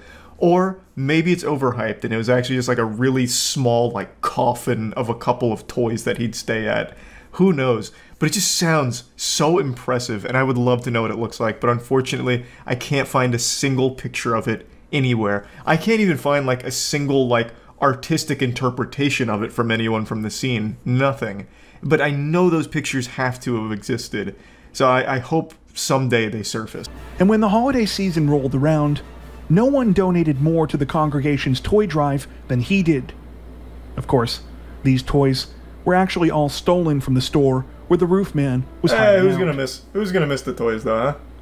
It was during this time that he realized he could tunnel directly through the store's wall into the adjacent unit, which just so happened to be an abandoned Circuit City. This time, maybe this guy is responsible for Toys R Us and Circuit City going under. After they found out that this man was living in their walls for... it's been almost a year, I think, now. They just got so fucking paranoid that the business started sinking. God damn. What a cool setup, though. That is like the most early 2000s shit imaginable. Like, that is your early 2000s shopping starting kit. Toys R Us, Circuit City, and Radio Shack. The only thing he's missing is a Blockbuster. Then he tunnels underground and goes right to Blockbuster or some shit. He also added more baby monitors to add to his makeshift surveillance system, Holy and even shit. installed a smoke detector and piped in water from the Toys R Us next door. Wait, Many reports- How would nobody ever hear that? He piped in his own water line? How would he be able to successfully do that? It's not like, it's not the hardest thing in the world to do that, I guess, if you tee off of an already existing line, but still, I feel like you'd absolutely hear that, because you have to, like, drill into the walls and shit, and you have to tee off that pipe. That's kind of crazy. Yeah, I mean, I guess just doing it, like, in the dead of night, without anyone being around, you'd probably never notice. In order to continue to travel between the Toys R Us and the Circuit City as he pleased, Manchester left the tunnel between the two units intact. I bet so many Similarly kids saw him blending behind the trap bike doors rack he and had just got created scared and in didn't with say the anything. walls on both sides. On December 26th, he decided it was time to pull off the big robbery that he had been planning. Unfortunately for the roof man, when he tried to pull off the crime, things did not go according to plan.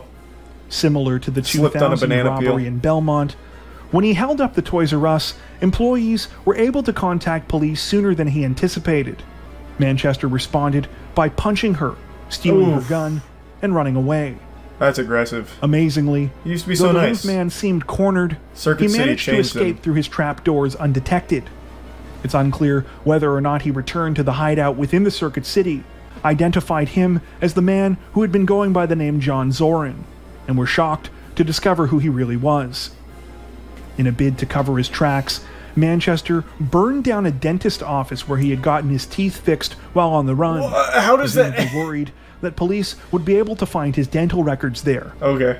This had the opposite effect of what he Man, intended. prison really and changed only him. made investigators more suspicious.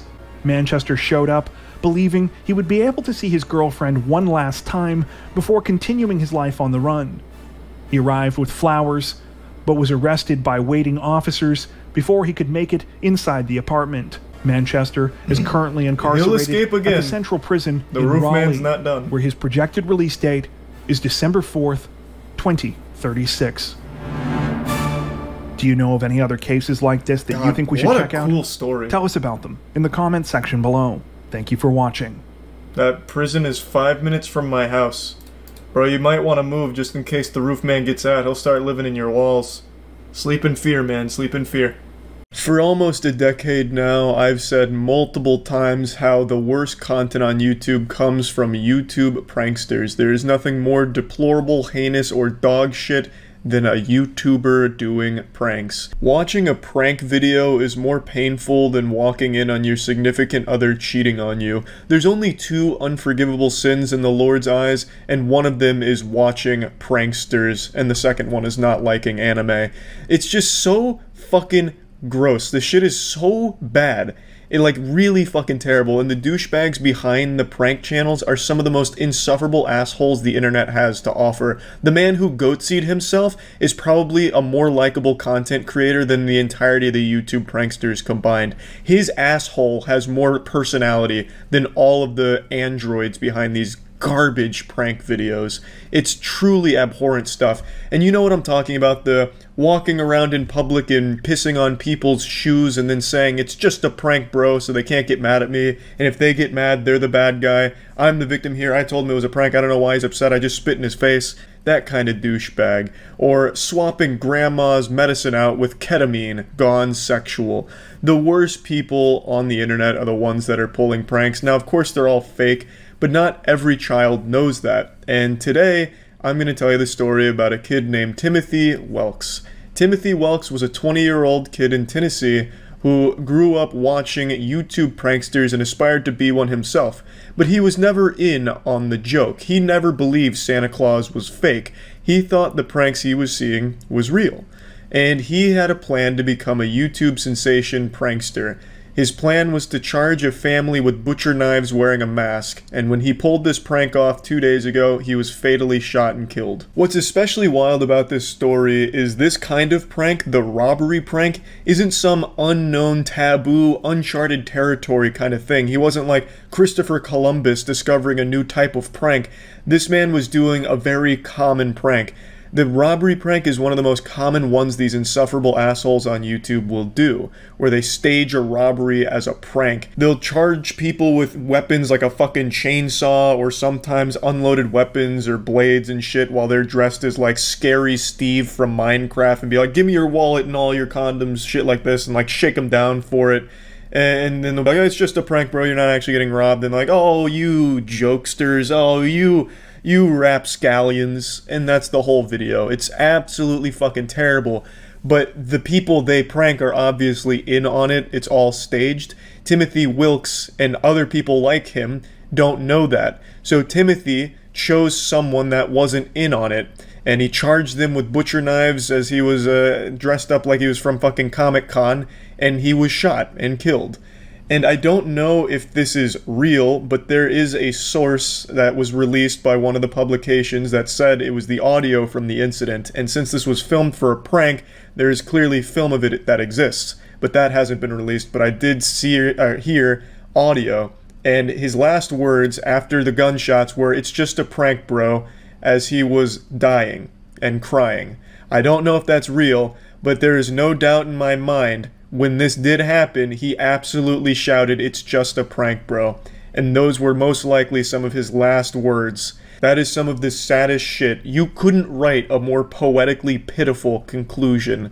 To have been misled by these awful people on the internet to such a degree that you end up giving your life for the sake of a fucking prank. What an awful, awful, awful way to go out. The person I feel the most bad for is, of course, the man that shot him. He was a guy that was just acting in self-defense. He saw two people, Timothy Wilkes and his friend, both dressed up in masks, charging him with butcher knives, and he armed himself and shot. The dude's not like James Bond or Rambo. He wasn't going around hunting bad guys. He was getting charged by two people he didn't know with knives, so he armed himself and defended himself. And luckily he hasn't been charged with anything because he shouldn't be. It was clearly self-defense. Timothy Wilkes and his group were 100% in the wrong here, and it takes a real fucking psychopath to pull a prank like this. It takes someone extremely delusional to think that this is somehow an okay prank or anything like that. These fucking pranks are so stupid. The punchline is literally, ha ha ha, you thought you were about to die. Now, of course, in all the other ones, it's all fake and the people are clearly in on it, but in a case like this, Timothy Wilkes literally thought this was going to be a good prank. Like, he'd go up to these people, make them fear for their lives, and then at the end they'd all be laughing, slapping ass, and then grabbing themselves a little beer or something. I just don't understand how someone could be so incredibly delusional. It's baffling. It's absolutely shocking and disturbing that someone could actually think that charging strangers with a butcher knife and then saying it's just a prank would make everything okay. It's fucking wild. But yeah, I wanted to just talk about this story a little bit because for years now I've mentioned how these insufferable asshole YouTubers that command their audience of 11-year-olds literally brainwash them into thinking horrible things are okay or normal, and that a lot of these kids don't recognize that the shit they do is fake, and that's bad. and dangerous. And this is exactly what I was talking about. Timothy Wilkes isn't the only kid that believes the pranks he sees on YouTube are real. I'm sure there's others, but none of the other ones are crazy enough to charge people with knives and wearing masks like it's the fucking purge. So it's just one of those freak things that was always going to happen when you have absolute fucking degenerates making dog shit pranks where they're like kidnapping their friends and putting them through Saw games and then saying it's just a prank at the end and then everyone's all smiles. Fucking ripping their dick off and then just saying it's a prank and they're like, oh shit, you got me, yeah, my penis is gone, should have seen it coming, that was a fucking epic prank, friend. It's crazy. Fucking crazy. Horrible situation here, and I feel horrible for the guy that ended up killing Timothy in self-defense. That's gotta be a traumatic experience for him, and, well, it's just a situation that should have never happened in the first place. Terrible. That's it. See ya. I don't know if it's movies or Grand Theft Auto 5 that's rotted my brain, but when I think of bank robberies, I always picture some absolutely massive event that's thoroughly planned and it's a huge deal. Like when I hear, oh, a bank got robbed, I'm expecting the follow-up sentence to be, and then Spider-Man stopped the robbers. I've just always imagined bank robberies like it's straight out of a cartoon, you know, high-tech security, damn near impossible to pull off successfully. You know, you see like an Ocean's 11 movie, you're like, wow, no one's ever going to be able to actually rob a bank like this, huh? They've just always made it sound so fucking wild, saying things like, alright, we're going to need a 20-person team in order to pull this one off successfully, boys. The target is a 15-inch thick steel titanium concrete vault door that's protected by a retina scanner and biological deposit box for fingernail clippings, and it'll only accept it from the head honcho of the bank. You also have to sing the fast part to Eminem's Rap God, and if you fuck up a single lyric, the alarm sounds and the FBI's swarming within 30 seconds. It's also protected by a moat with 45 crocodiles inside and 24/7 security, and they're all ex-Navy SEALs. We're gonna have to be in and out within 5 seconds. The job is simple. You know, like, in my tiny reptile brain hears all this and I'm like, wow. Well, no one's ever going to be able to actually rob a bank, huh? For some reason, I've just been under the assumption that banks in the real world have similar security protocol. Obviously, not with, like, all the sci-fi security protocols, like infrared laser beams everywhere that you have to dodge. I've just been under the assumption that they're highly protected and robbing them is still extremely difficult. But in reality, that's just not the case. Bank robberies happen all the time, and they are nothing like they are in the movies. I want to show you a recent bank robbery that happened in Orlando. This is about a week old. You have to see this to believe it.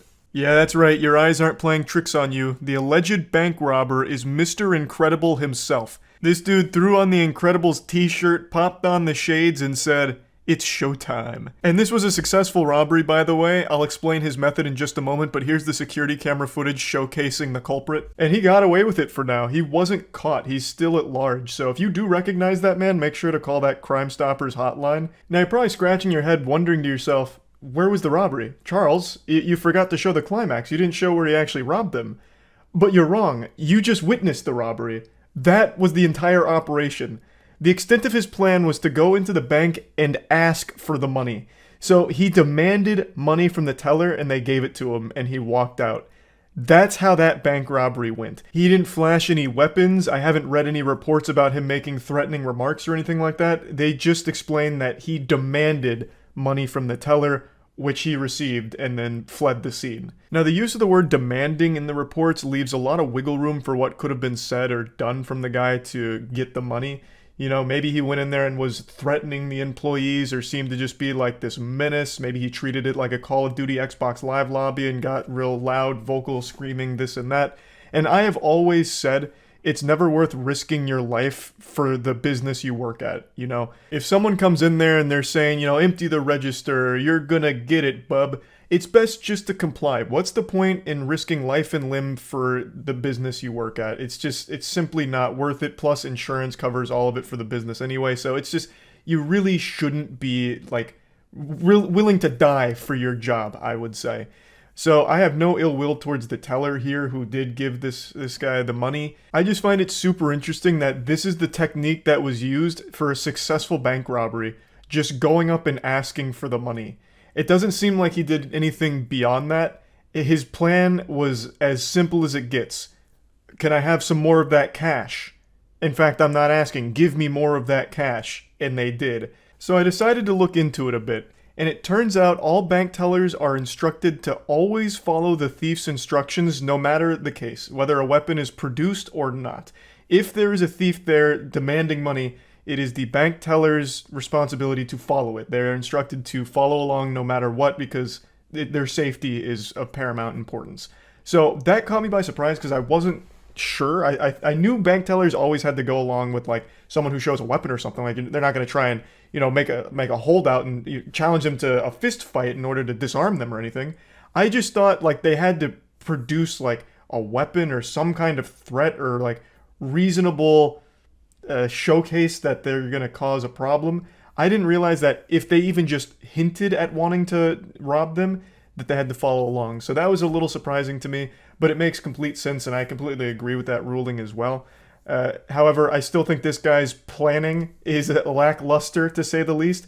He didn't even make an attempt to conceal his face. The closest thing he has to a disguise is just some sunglasses he picked up at the gas station, probably on the way to the bank. Now, I don't want to undersell the importance of his wardrobe pick for the day. I think the Incredibles shirt really sealed the deal. There's a good chance this crashes and burns if he's wearing just like a normal Abercrombie & Fitch shirt or something, but he threw on the Incredibles shirt. That right there adds like a +10 to intimidation. They didn't know who they were fucking with, and they weren't taking any chances. So he got away with it for now. He's managed to elude authorities, as I understand it. So overall, just like a really goofy, wild story that I happened to stumble across today and just wanted to share with all of you. This is not at all how I imagined bank robberies going in the real world. I very rarely have ever read about any in the real world, aside from like the big ones where there's getaway cars, like massive police chases, shootouts. You know, I haven't heard of any like this, so I just found it to be pretty interesting. That's about it. So yeah.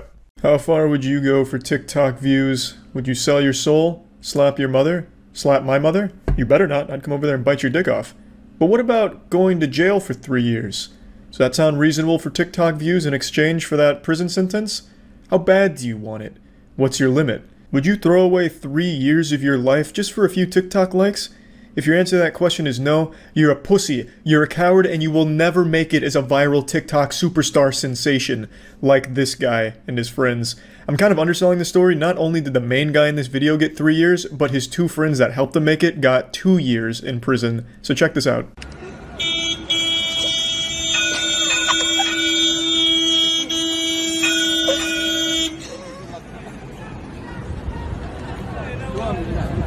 What an epic prank, am I right? That shit was too lit. I almost spit out my apple juice. They got him good.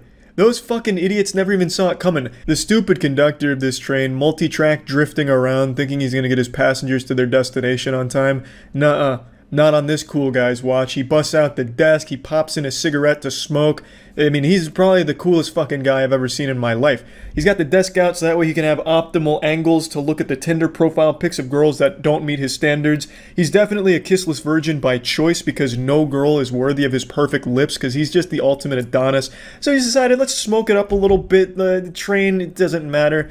So he stops it, he says, hey, public transportation can suck on my fucking asshole. And that's exactly what they do.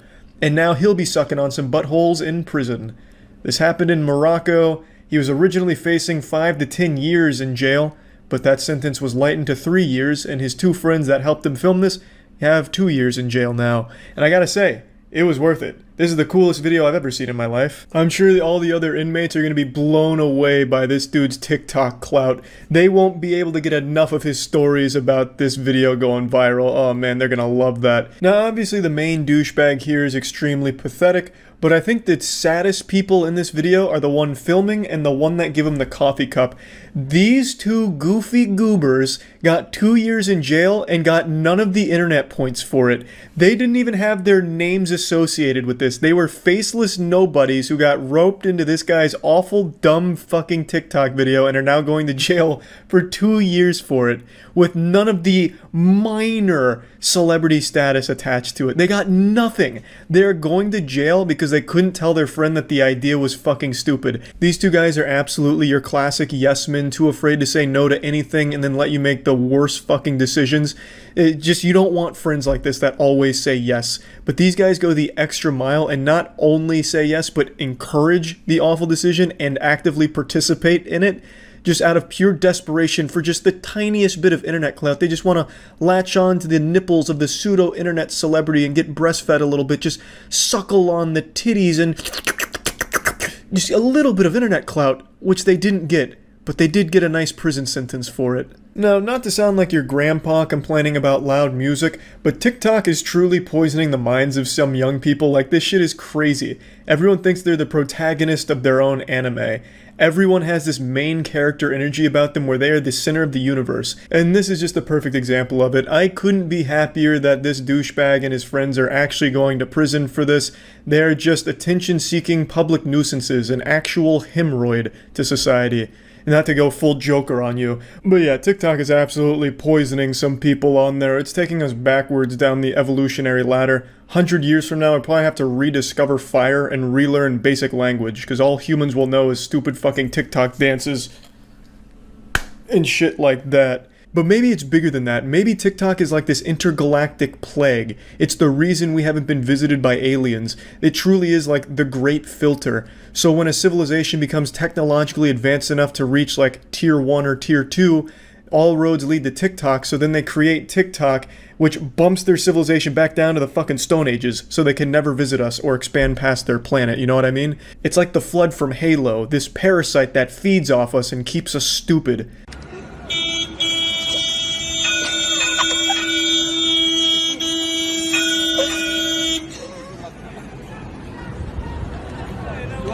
To be honest, this just kind of looks like an elaborate suicide attempt that didn't work.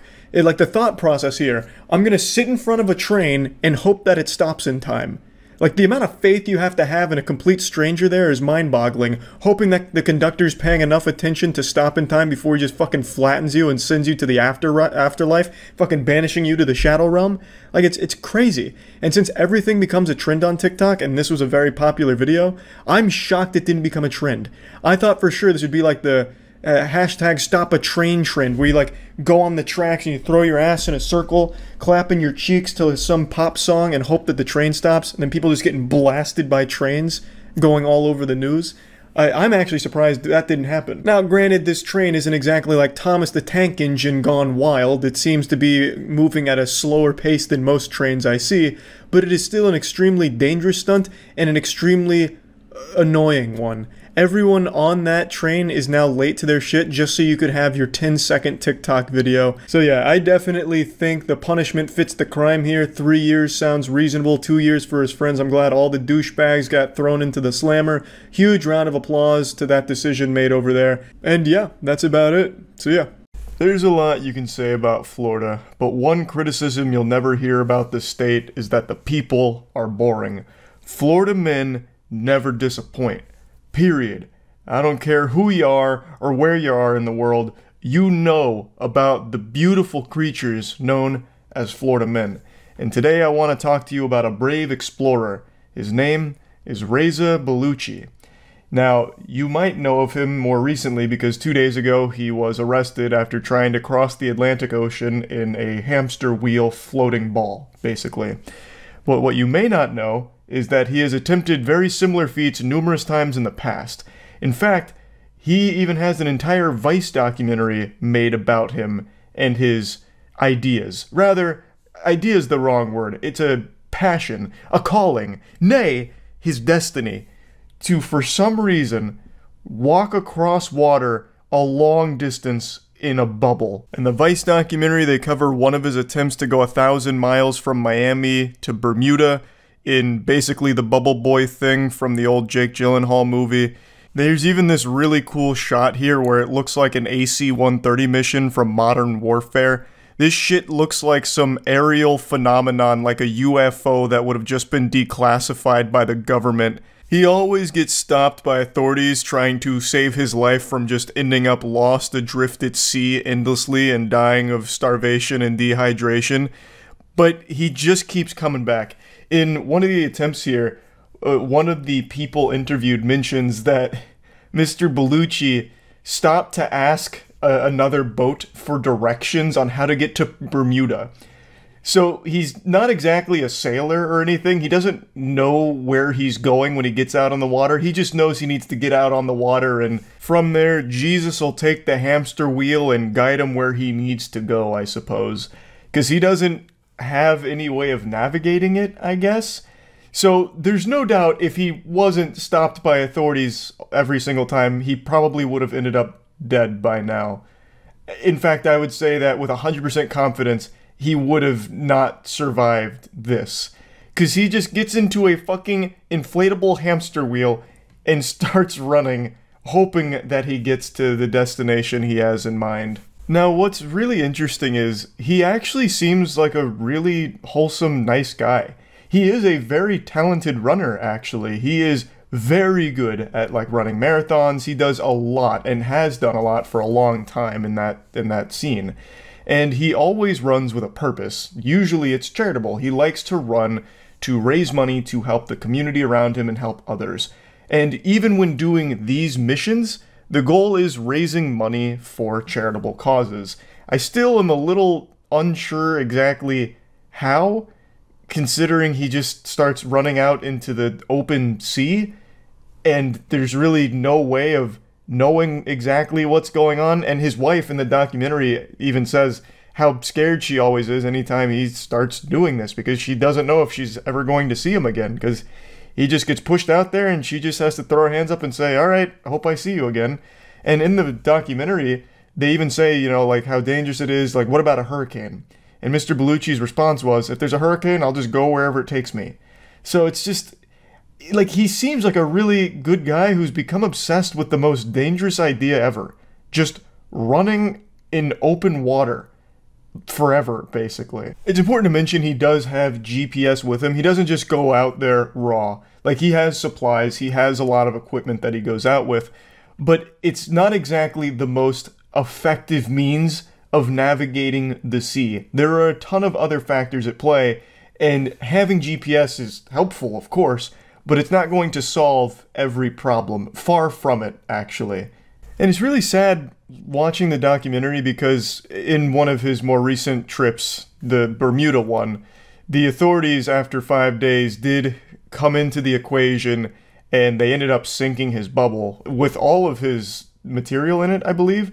So he had like a laptop to watch movies apparently and just a ton of stuff and a ton of money he put into the bubble. They said it was like $120,000 of his own money. But they really didn't do it out of like being evil assholes or malicious or anything. It did save his life, and it's something he himself recognized. He said, I don't need you to save my life. He doesn't want that. He wants to do this mission no matter the cost, I guess. I don't know, the whole thing is just really kind of sad, and he keeps doing it. So I don't want to get like too focused on like his previous missions. The reason we're talking about him today is because he just went on another mission that once again ended with an arrest. You see about the Florida man who got arrested for trying to run from Florida to London in a giant hamster wheel today? Yeah, and that's what it just goes to show you what's wrong with this country. You can't even just go on your own little adventures anymore without Big Brother stepping in and telling you no. Like, whatever happened to freedom? Can't take my giant inflatable hamster wheel and cross the Atlantic? Freedom ain't free anymore. These poor patriots. These Florida intellectuals, they couldn't complete their task. Literally 1984, yeah. Ridiculous. They saved his ass from a burial at sea. They saved him from a grand adventure, is what they did. Florida man was arrested after trying to run to London across the Atlantic Ocean in a homemade vessel resembling a hamster wheel. Officials said the 44-year-old marathon runner refused to leave the vessel for 3 days. Whoa, wait, what? How much food did he pack? 3 days he spent in there? That's like Jack Sparrow on the island in the first Pirates of the Caribbean movie. Mr. Bellucci has tried 3 similar voyages before, all of which ended in Coast Guard intervention. This man is determined. Just let him go! He's got it figured out. He'll be fine. Plus, let's think about it this way. Let's say he does go out there and, you know, maybe things get a little hectic. Maybe a hurricane starts to form. Luckily, he's got the hamster wheel and all the fins on it. He can start running in the opposite direction of the hurricane and dissipate it. He could do us a huge favor. This guy could be a legitimate hero to us. We got hurricanes forming every goddamn day now. Born in the wrong time. True. The makeshift contraption he was using is shaped like a wheel with paddles. They're designed to propel it forward. Based on the condition of the vessel, which was afloat as a result of wiring and buoys, officers determined Bellucci was conducting a manifestly unsafe voyage. Officials said he refused to step off the vessel and threatened to kill himself. Jesus Christ. He also claimed that he had a bomb on board. What the fuck?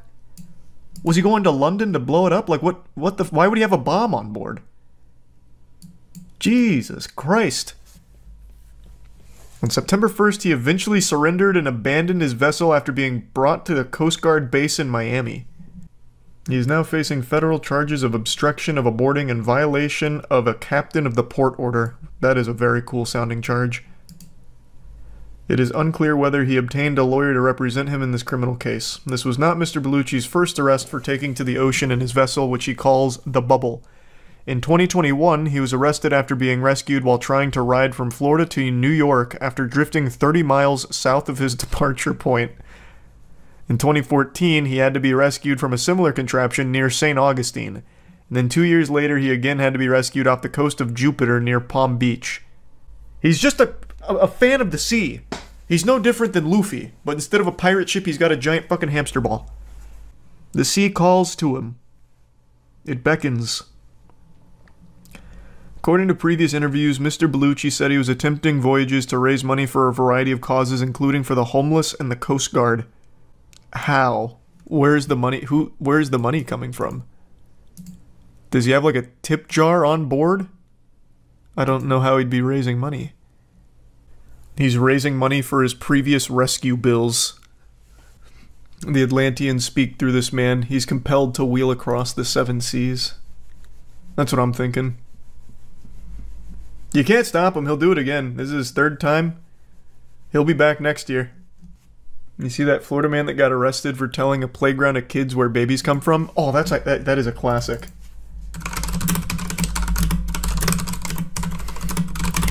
Yeah, this was a great one. This is classic Florida man shit. Florida man arrested after telling kids where babies come from. And the mugshot here looks so good. So basically what happened is he climbed on top of some playground shit and he just started shouting. And eventually said where babies come from. Not all heroes wear capes. Yeah, I mean, he's educating, honestly. And to be honest, this is better than some Florida schools when it comes to education. He probably could have done it in some more scientific terms instead of yelling about pussy and all that, but whatever. Have you seen this bird bandit? Please search for man with parrots in McDonald's robbery. This actually looks like some kind of marketing campaign for McDonald's back when they had the Hamburglar. Is this real? Is this not a marketing stunt? Searching for this man they have dubbed the Bird Bandit. He actually looks like a One Piece character. Like, what? This character design is exquisite. And that's a real parrot? Check him out with his friends there on his shoulder. Investigators are accusing the man of robbing someone with a knife. Yep, police say the well, same that's man not was very later nice. spotted in another store what a jerk. carrying the 3 birds that you see right there. News Wait, 3 birds? I wish you would stop graying it out when I pause it. Hold on, let me find the picture of him. It's a little blurry to tell. He got 3 birds on him? It's like that guy from John Wick. Man, and that is a mean goatee. It's coming to like a dagger's point. Also, I like this right here. Anyone with any information is asked to contact police. I think if you've ever seen this guy in your life, you probably remember him. This is like the lowest level attempt of concealing your identity ever. He's wearing the most identifiable shirt and then 3 fucking live birds on him while wearing... I don't even... What kind of hat is that? It's like some kind of old swashbuckler's hat. Accused of robbing a McDonald's on Arlington Boulevard in the Seven Corners area Tuesday around 8 a.m. Police say he pulled a knife and demanded money at the counter. Police Oh, he's say even got a pair of sunglasses on. Never mind, he actually did try with the disguise. I've got to say, I'm a little disappointed in the pants. He's got a great shirt, but lame-ass pants and flip-flops. His stylist just gave up halfway through the fit. with 2 live parrots. They appear to be macaws. Wait, they said 3 though. To his cowboy Is this not hat one? and a third on his shoulder. Reaction from McDonald's customers who say they feel bad for the feathered participants. Honestly, that's really crazy. Like, why would you bring a pet? Don't crime with the birds. Police True. describe the suspect as Agree. being I in his agree with late her. 20s or early 30s. Well, let's not. Okay. Also, let's not get rid of the theory that the birds aren't the ones controlling him, pulling the strings. Like he could be a victim in this as well. Something like that before. They can talk. God, it'd be so It's cool if the unclear birds were that threatening will the play cashier. Any type of role in the solving I of wouldn't this even be crime. mad if I was In the Fairfax cashier. County, Jackie Benson, News 4. Imagine the birds roll up and they just start like saying some vile shit. Did you hear about the guy that got arrested in Nebraska because he got with a bull in his car? Yeah, it's this video, right? He got arrested? Even my mom sent me this video. She thought it was the coolest thing ever. I didn't know he got arrested, though. I only saw like a little clip of it. Around 10 a.m., the Norfolk Police Division responded to What's he a call arrested of for? man Having a good driving time? Being a good eastbound Uber? on 275 with a Watusi bull in his passenger seat.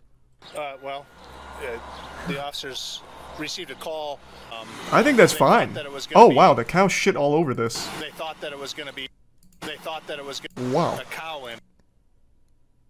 I can't say I ever saw the back of the car. This thing's got a lot of features. The license plate is boy and dog, a custom license plate for that, and then a decal that says lice, and it's covered in bullshit. Wow. I mean, I have no doubt the bull was scared, but goodness. Huh. I really want to know what this says. Looks like it says concussion beef. What an interesting guy. Yeah, I only saw like a small clip of this. I thought it was just like a cool way of transporting this cow. I thought he was like a VIP or something. They thought that it was going to be, like a calf, something smaller, something that actually fit.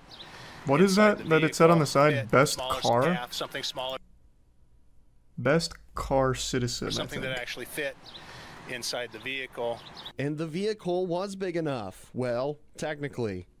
As a result, the officer performed a traffic stop and addressed He looks some like a nice enough traffic guy. violations that were occurring with that particular Oh, best car entry. situation. Animal back home and to leave the city. Meyer and Howdy Doody are on their Literally way back told him to home, get out of and no one town. was hurt. From Norfolk News Channel, Nebraska, Andrew Pfeiffer. I mean, that seems like a cool battle vehicle as well. Like, should Mad Max ever happen, I think training this bull to get ready to impale other riders and shit is probably a good call. He seems like a cool guy. What was his name? Lee Meyer. Watch the video about how Kim Jong-un used YouTube prank videos as a way to kill his brother. Kill him with what? Cringe? What? There's no way that's real. I knew his brother died. I didn't know it was a fucking YouTube prank. The prank show that led to an assassination. How North Korea assassinated Kim Jong-un's brother. Let me see. There's no way this was from a prank. In 2017, 2 unsuspecting women carried out a political assassination of Kim Jong-nam, the elder half-brother of North Korean dictator Kim Jong-un, thinking they were participating in a prank TV show. Holy shit, wait, what? In 2016-2017, 2 young women were separately approached by men to perform a series of prank videos for YouTube. One was from Indonesia, the other Vietnam. They were paid a small amount of money to run up to strangers and smear lotion on their faces, then apologize and run away. Wait, where's the assassination? Kim Jong-nam was in Kuala Lumpur airport when 2 women smeared his face with a powerful VX nerve agent. The CCTV footage of the incident shows him at the airport's information desk seeking medical help. He claims he felt dizzy after 2 women grabbed his face. He died within 20 minutes of the incident. She revealed she was recruited by a man named James, claiming to be a TV producer. For months, the two women were groomed to smear random people with lotion and creams. All this while they thought they were participating in a prank show with hidden cameras. Whoa. Wow. I had no idea. I thought this was just like a straight up assassination. I didn't know there was a deeper layer where the people that killed him didn't know they killed him. Hundreds of goats roam Bay Area neighborhood after escaping enclosed. Oh my god. These hooligans. We've got security camera footage. The squad's rolling deep. Lock your doors. Don't come out.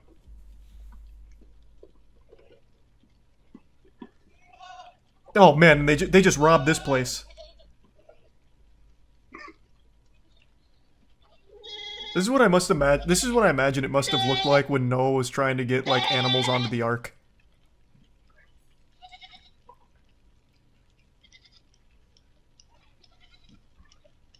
Man, that just doesn't stop. Who had all of these goats? Where are they escaping from? Pepperidge Farms?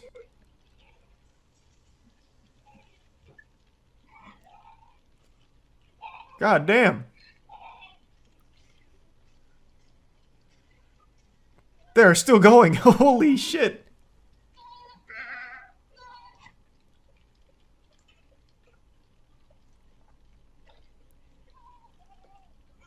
Hey, welcome to freedom. Enjoy the American dream, my friends. Godspeed. Damn, still going, huh?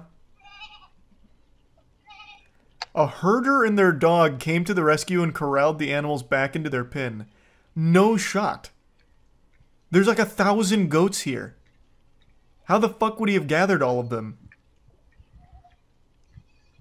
There's no way he got all of the goats back.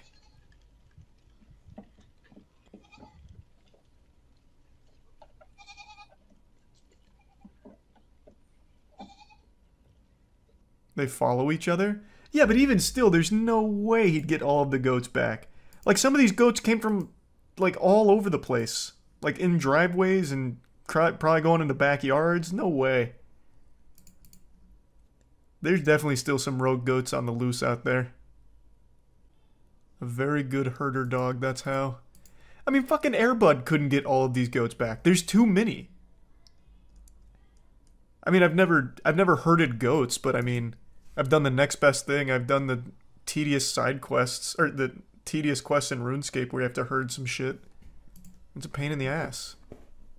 Car chase on ABC. I can't watch car chases live. Potential TOS with people getting hurt. Everyone else does it.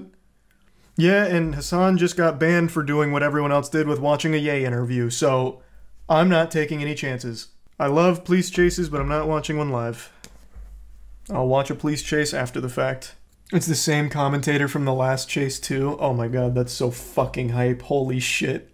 I have a theory.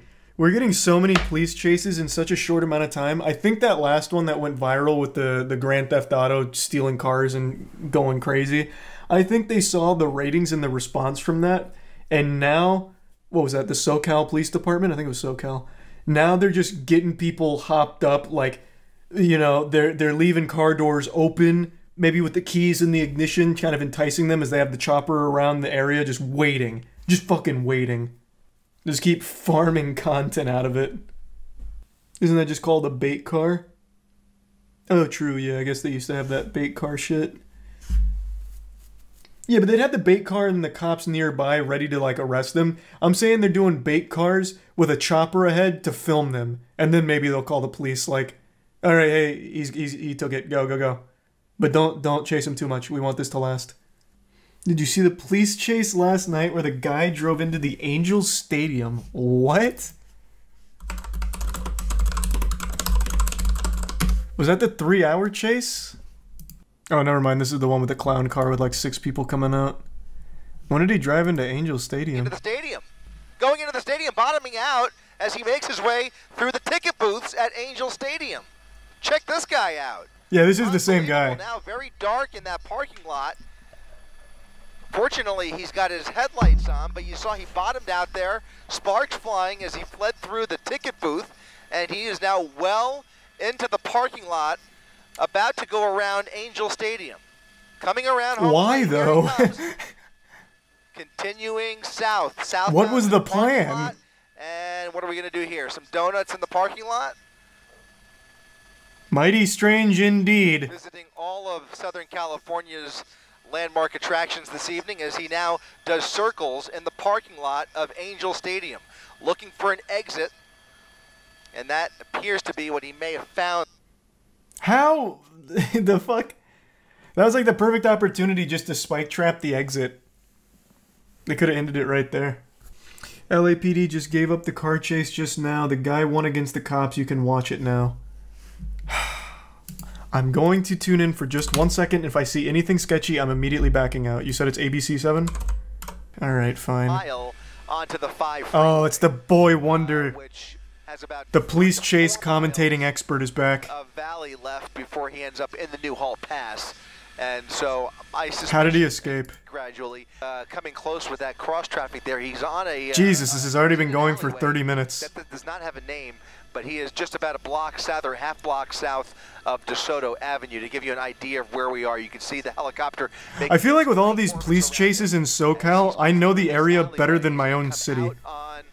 Gone on such a fucking tour of it through these. Street, I believe, out of LAPD's jurisdiction, and even the helicopter probably would have turned around. What? Probably would have, he probably would be done. But he is Oh now no. off the freeway in the San Fernando. Is that how that works? They have like an aggro range, like it's World of Warcraft? LAPD's jurisdiction, giving that Actually, World of Warcraft I don't think has aggro range. Like City of Heroes? him. So left LAPD's jurisdiction and taken himself into Santa Clarita Valley, but instead he's now off the freeway, back into LAPD's. So what happens then? Right where this all. Let's say he didn't suck a fat ass there and went straight, and everyone turns around. Do they arrest him in the next county? He has stopped. Like just forward his information to them and they arrest him there? Yeah, they put out an APB? Okay. It looks like it's red in the other direction. I can't Looks tell. like it's red. He's at a red. Okay. There's a green light allowing that. He's obeying traffic laws? Southbound 405. He's in the right lane on the northernmost lane of Roxford Street. Yeah, this is live. And we'll see he basically is fixing. I'll watch the conclusion to this. It seems like a polite chase. He's just waiting in a red light. He could either go. He's in no rush. We'll see what he does here. Crawling through the intersection and going with those Oh, he's listening to the broadcast. He's listening to the broadcast. He heard the secret. He heard the cheat code of going back up here and getting to the next county. He heard. He's listening. He is now entering their jurisdiction. So CHP is going to have some fun with this. Oh, no, wait. I misunderstood. He's going the wrong way. What this guy is up to. He's I thought this was going all the way around. CHP took the bait, but Took the bait? What do you mean? resources and it's fucking 3 a.m. They just want to drive fast for a little bit. I get it. Southbound, They're like, fuck it, boys, let's punch it. Southbound 405 mark. What's at play here? And you never know. If they pit maneuver this guy, I'm going to have to back out immediately because this is a high-speed pit maneuver, a huge chance for injury. Can't stream that. Used to cover up a felony. We don't know. That's exactly. Oh! Look at that. Was that? Yeah. Okay, he just got off. So he got off. The two continued, but he still has. That's still a black and white. Yeah, he's got one straggler on him still. Right behind him as he gets off. I love how impressed the commentator gets. And that's interesting. At least for the last several minutes, he's been somewhat behaved ever since he got onto the 405. Yeah, is this even a police chase? It just looks like a random guy now. He hasn't done anything illegal that we've seen yet. And he's actually just fucking driving. Slow. Is there more pulling in? What do you mean let him go? Like he's just like he wins? Like he's not. So what happens now? Again, those CHP He just goes home and it's all good. Responsible for state roads. Goes to the paint shop. Interstate highways, and so he's going to head back towards the freeway. The airship is still overhead, and a different unit is now a ways back. Is that we don't know if it's CHP. What is the protocol? I don't understand. I have to pee. I have to pee. I'll be right back. I've got to fucking pee. Christ. In his direction, but Oh, but I don't want to miss anything. But I gotta pee. I gotta pee. I'm sorry. I've gotta fucking pee. Ahead of him.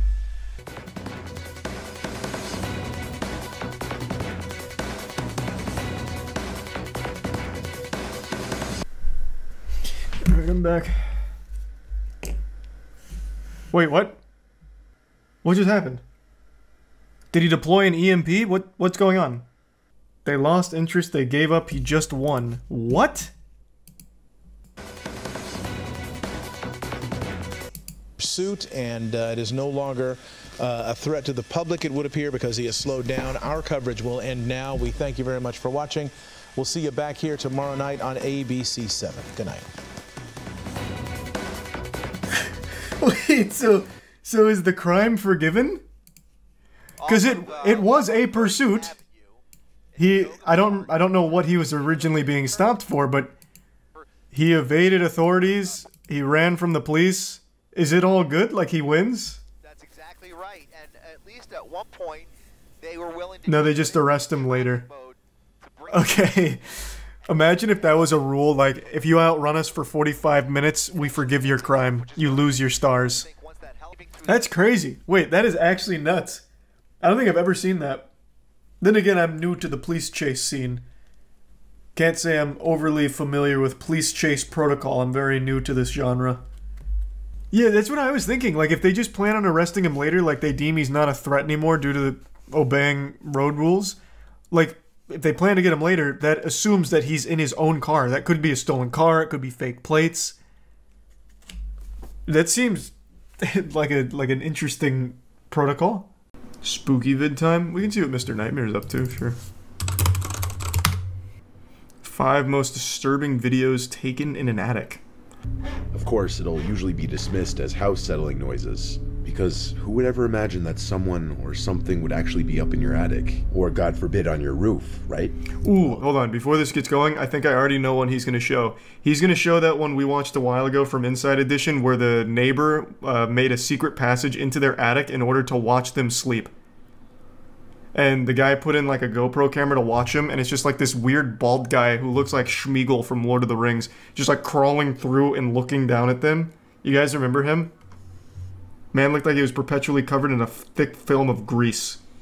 And then he got arrested, and I think his the punishment was he's not allowed to do that again. Like, I don't think he went to jail or anything, he's not allowed to go back to their house. It was basically, hey, can you not go into their attic? He got caught because the father noticed one night that there was a light coming from his attic, and it was the guy with a flashlight looking down or something. It was crazy. Shit was wild. He's a tier 1 crustacean.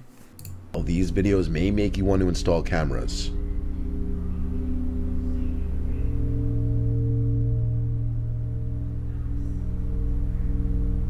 Jerome and Ashley. This is the one. Immediately into it. With their 10-month yes. baby, were living comfortably. This is the one I was talking about. Above their heads in their own home. The row house next door that was being renovated was owned by 73-year-old Robert Havrilla, who's described. There he literally looks like a guy that would be crawling in attics. Like, this is the attic boogeyman. It's like he was born in there and never left. So he keeps trying to find his way back. Yeah, fuck yeah, immediately into this one. Very reclusive and known to keep to himself.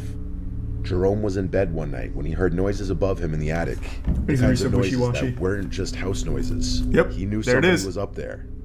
Then he noticed a light shining through a pipe, as if it were searching for a place to look through. So Jerome installed a surveillance camera in his attic, and a day later, caught on tape was many people's worst night. His neighbor Robert in his attic, carrying a power drill, looking into the bedroom. His neighbor had made a removable wall to gain access to their attic. It wasn't just the attic, though. Jerome also found perfectly round holes in the common wall between the 2 row houses. The shapes indicate that Robert the neighbor was drilling holes through the wall. Cops were called, and Robert was charged with stalking and trespassing, which he pled not guilty to. Robert's attorney made a statement that his client had no bad intentions. He claims he was in the attic for maintenance reasons connected to his renovations, not to peep on anyone or do anything malicious. Yeah, he looks like he's renovating up there. No, you see, Your Honor, my client was actually up there looking for lost Pokemon cards. With the recent boom in prices, he realized his grandchildren must have had some good ones that he stored in the attic at one point. There was nothing weird about it. And the fact that he had a flashlight while looking through the pipe into the neighbor's house is truly just a coincidence and a misunderstanding. Anybody with half a brain would know this is BS. The many holes drilled in the common wall and through the ceiling in the attic were without a doubt meant to spy on his neighbors. Strangely enough, it appears Robert was aware of the camera that Jerome had placed, as he looks right at him. It's like an alien. So why he continued to do It's what like a he baby did alien. is unknown. When the window doesn't provide a good view of what it could be, he decides to go outside for a better view, and this is what he sees. Let's see. Oh, it's gonna be Slender Man. I feel it. The fuck is that? Oh, well, this shit is fake. Damn. Wait, what is that? Something from a Studio Ghibli movie? What am I looking at? Hey. It's half ahead of what looks to be either some kind of creature or perhaps somebody wearing a mask.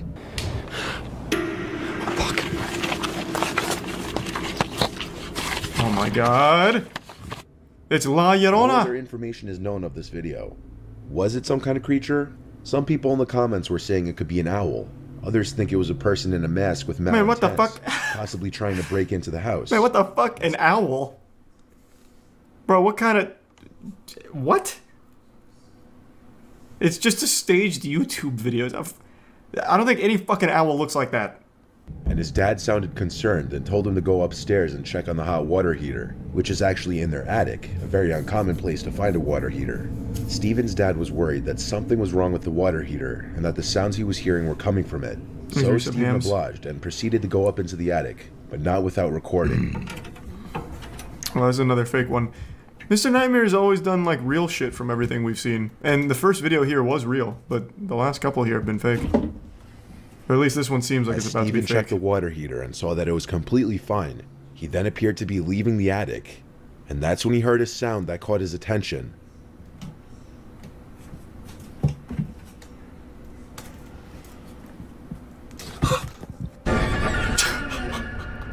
As Steven heard something come from inside a large, long box, he took a closer look at it and saw someone's eye peeking out. He's just trying to use his imagination like SpongeBob and Patrick. 17-year-old was Leave him probably alone. in shock. And I would have this stomped video you're that about box flat.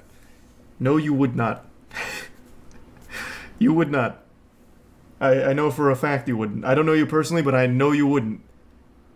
Assuming that's real, there's not a single goddamn person in this chat that would have, like, fought that guy. All of you would have run. No way. You're not like the hero of an anime. I know I do this too. Everyone comes up with these like crazy scenarios. I would stop a school shooting if I was there. I would charge him and then disarm him using Dale Brown's kung fu techniques from the Detroit Survival Fitness. I would be the man to do it.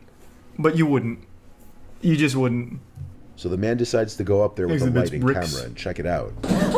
In gamer.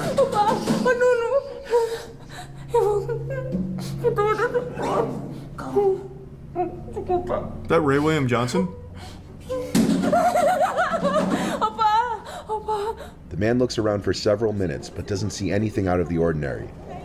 As the wife is clearly very distressed and scared, the man maintains a calm, reassuring demeanor about the situation. What's going on with the audio? They're going through a tunnel? Oh my, wait, that was actually Gollum. That is literally Gollum. It appears to be the wrinkled, gray face of an old man, peering down at the couple for a very brief moment with an eerie expression. It quickly disappears back into the darkness above, going undetected by the couple. Some people believe that it may have been a homeless elderly man who was taking refuge in the couple's attic. No, I don't think it is. I don't. This is like a weird stock asset of, I guess, Dobby the house elf. That is not a wrinkly old man. This dude, like, looked down the ladder like a boss fight in Dark Souls. He just, like, swung his head over out of nowhere. It's not like a wrinkly old man. Plus, the guy that went in the attic would have seen him. Yeah, gotta climb on them.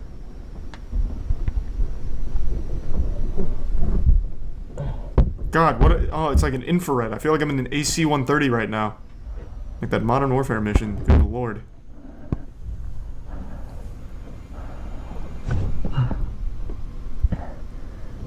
These are the shingles.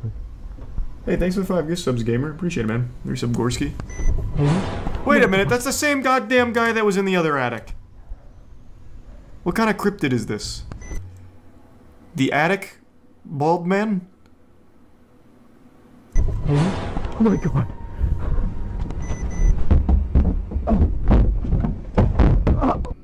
He grabbed his rifle and returned to his roof, but the creature was no longer there. The creature seems to be bald with a large round head, but no facial features can be seen.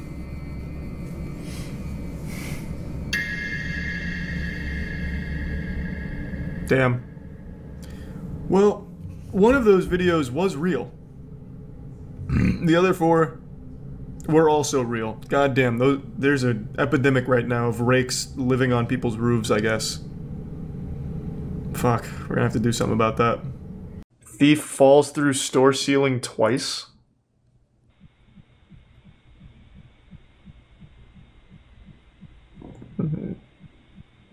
Oh, he's over here! Oh, this guy's a genius. He set up a decoy. I thought this was him. I was wondering how he gets to the ceiling. Oh, we got a real fucking criminal mastermind here. He thought of everything. It's like some shit out of Johnny Bravo when he went to steal a giant diamond. He's got like a little rope and everything. I just don't get it though. Thank God for that rope, am I right? A nice slow descent. What's the point? He's clearly he's robbing the place. Look at all the good loot he's walking away with. Or maybe he just wanted to try out his rope. I'll see if I can break into this place with my rope, fuck it. Oh, he's trapped in here. This man's hatching so many plans, and every single time he thinks of one, it almost immediately doesn't work. But he's on to something now. Unfortunately, the title spoils what happens next, but I like where his heart's at. He's hatched an idea and he's acting on it. I can't imagine where he falls through next. Why would you climb up here and then go this way? Oh, I see. He never even made it onto the panels. I wonder how he's doing now.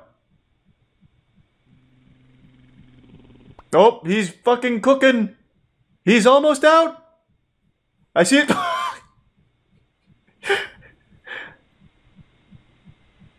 Alright, we were close on that one. I think one more time, and we should be free. Man's gonna just call the cops on himself to let him out. What do you mean if you know the whereabouts of this subject? He's still in the store. It's become his sarcophagus. He hasn't left. Just check the store. Oh my god, he falls through the roof as well. Or the ceiling. Man, how many fucking people fall through ceilings? I used to do vodka coke. That was always my mixed drink of choice. Cheap. And it just tasted like drinking very cold Coke. Very unpopular mixed drink though. None of my friends liked it, and every time I ordered it at the bar, they always very confused and gave me some shit. So the owner's trap was locking all the doors? He's delivering some really strong kicks there. That door is putting in work. Oh, and he's going with the old horse kick as well. This is not his first rodeo kicking down a door, but he has never fought an opponent like this. That shit is vibranium. So what is he even doing here? It doesn't look like he was even trying to rob the place. It looked like he was escaping. Oh, that's rough. Oh, there goes the hammer. Are we sure that this belongs to just like a normal shop owner and not somebody that was like torturing this guy and he finally got an escape going? Only to get trapped in the second phase of the solve trap? Because it didn't look like he was even trying to rob this. He's getting really close.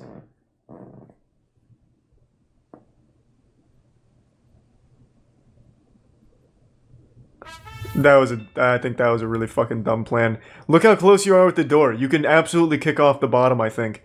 I don't think you'll get through the deadbolt, but you will definitely bust the bottom up. Crawl through it. Can't believe he hasn't torn his Achilles yet. Oh, and now he's just going to pop his shoulder out of place. Very good, very good. The panic is really setting in. Next he's going to just take the hammer and start hitting himself with it. I don't understand. Is he running out of oxygen or something? What is happening? That leg is going to snap any minute now. But I'm sure he's resourceful enough to find a second means of getting this open. Wait, is this one of those push locks where you push it up and pull it to the side? Has that been there the whole time? Oh my fucking god. To be fair, I also didn't notice it, but I'm also not looking at the door in person. I see he's still not free though. It looks like it is just a closet. This escape room has really bested him. God, did he just live here now or something? Holy shit, how long is this video? Oh my god, he's dehydrated, starving to death. I haven't been looking at the date up here. Is it changed by like a week or something? What's going on? This man's deteriorating. Oh, that was easy. Hey, what's up, pussy? Should have locked the cop in. That would have been a big brain move, but there's obviously another officer over here. That would have been like some mastermind shit, though. He just tucks his legs forward a little bit. This officer becomes trapped and he just has to take on one guy. It's like some GTA RP kind of shit. No, there's clearly two cops is what I'm saying. Chat, Jesus, you would never succeed as a fucking villain. A, cops don't respond to calls alone. There's always backup. And B, he was clearly talking to somebody over here while the officer was behind the door. Fine, I'll look up the German mud wizard. Robed wizard taunts police struggling in mud. What is happening here? Did he deploy a quicksand? Is this guy an earthbender? What is going on? Well, he is very powerful. What is this? Prestidigitation? Like, goddamn. Oh! There he is! The wizard has been summoned.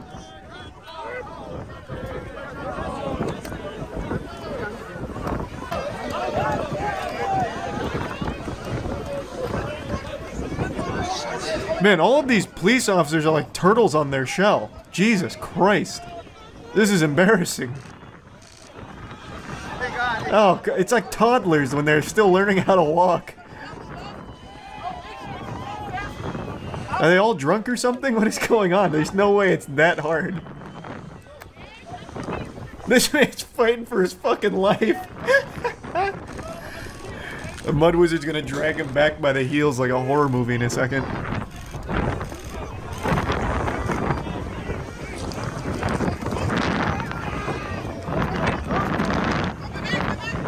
Man, at this point, just start doing, like, rolling. Like, it's like, oh, shit! It's like cow tipping. The mud wizard strikes.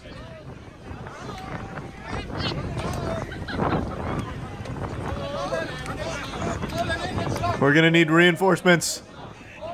His tootsies are stuck in the mud. Whoever set up this trap, though, really did a great job. It's like some kind of holy barrier. Oh, no. So this is how it all ends for this guy, huh? He'll just be stuck here forever.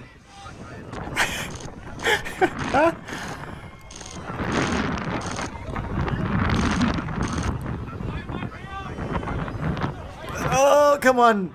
He's almost there, let's go! Oh no, it's like bowling pins. Oh, jeepers. Oh, Jiminy Christmas. There we go.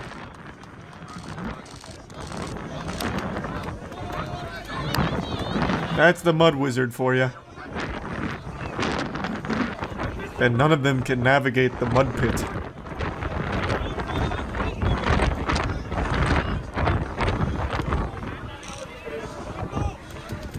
Oh, the Mud Wizard got him with a blast. Oh, there he is.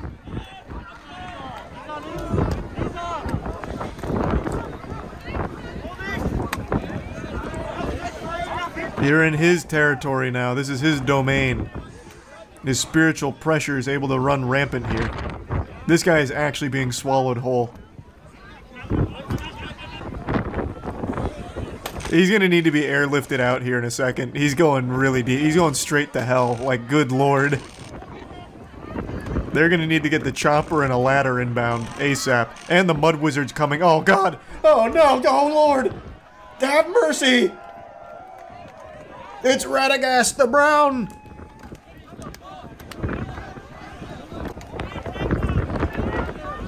Man, this goes on for so long.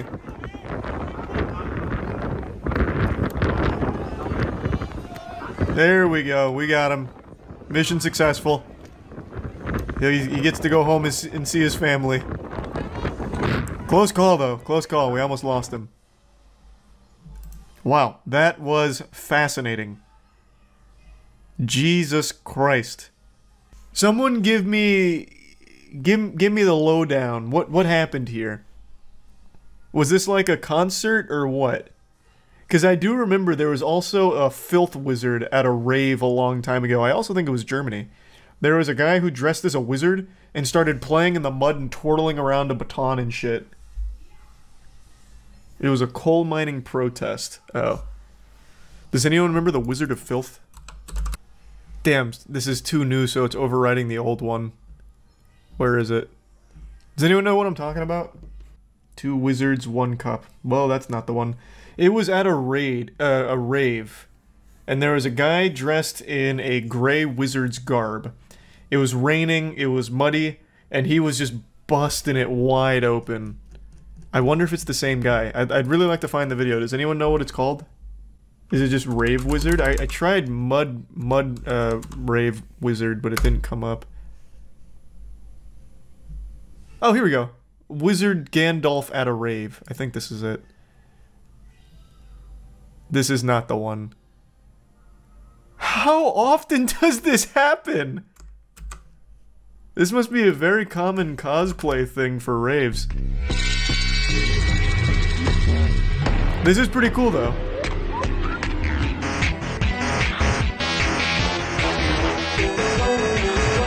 He was wearing gray wizard gear. I think he even had a walking stick. And he was dancing. Anyone at all? Why is it? I'm pretty sure I even showed it on stream at some point like 2 years ago. What the fuck? Why is this so hard to find? Am I crossing wires? Was he not in a wizard's getup? I'm pretty sure he was. Here, I guess I'll pull this up. Maybe this will jog someone's memory. This is kind of what the environment looked like.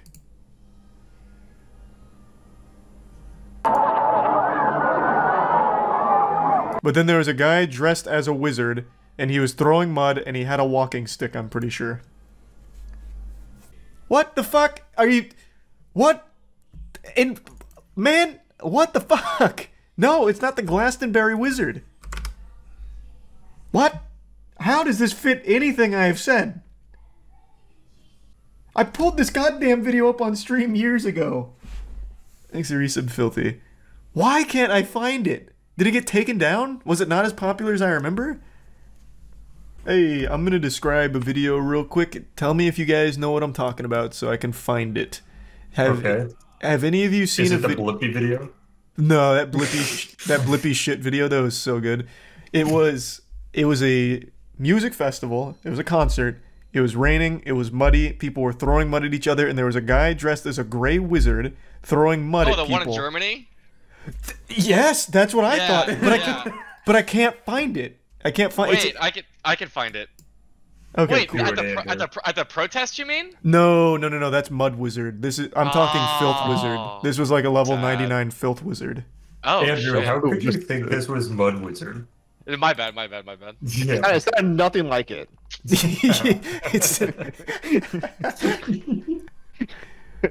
Fuck, I can't. Very different. very different levels Wait, of magic.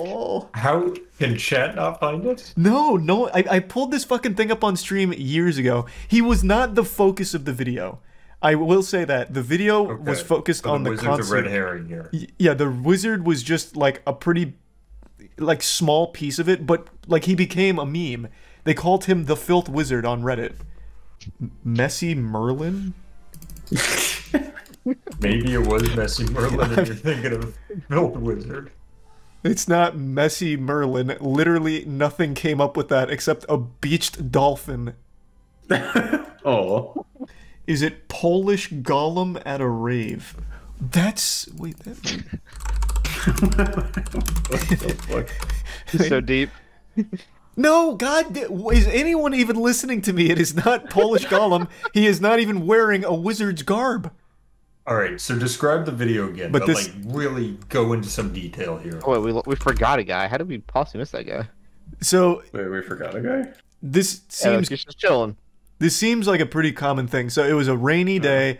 The video, it was still raining. Everything was covered in mud and filth and shit. And there was a guy in a wizard's cloak who was throwing mud at people and dancing. And I'm pretty sure he had a walking stick. But yeah, this video was cool. Positive it was a music festival? I am 100% sure it was a music festival. Unless they just do like mud parties. Oh my god, look at it. Yeah, he just knocks... That's he such uses his a good fucking most video. powerful spell to root that fucking that SWAT police officer in place, and then he pushes him over.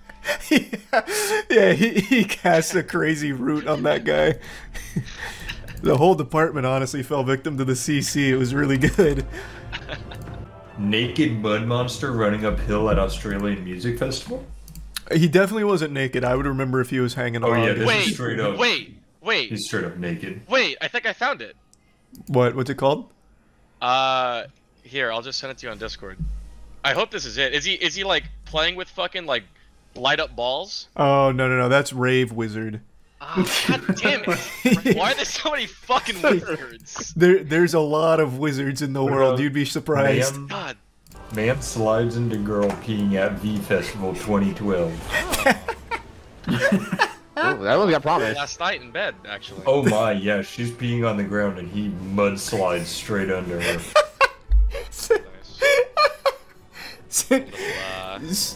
Send me mudslide pee. I want to watch that on my own.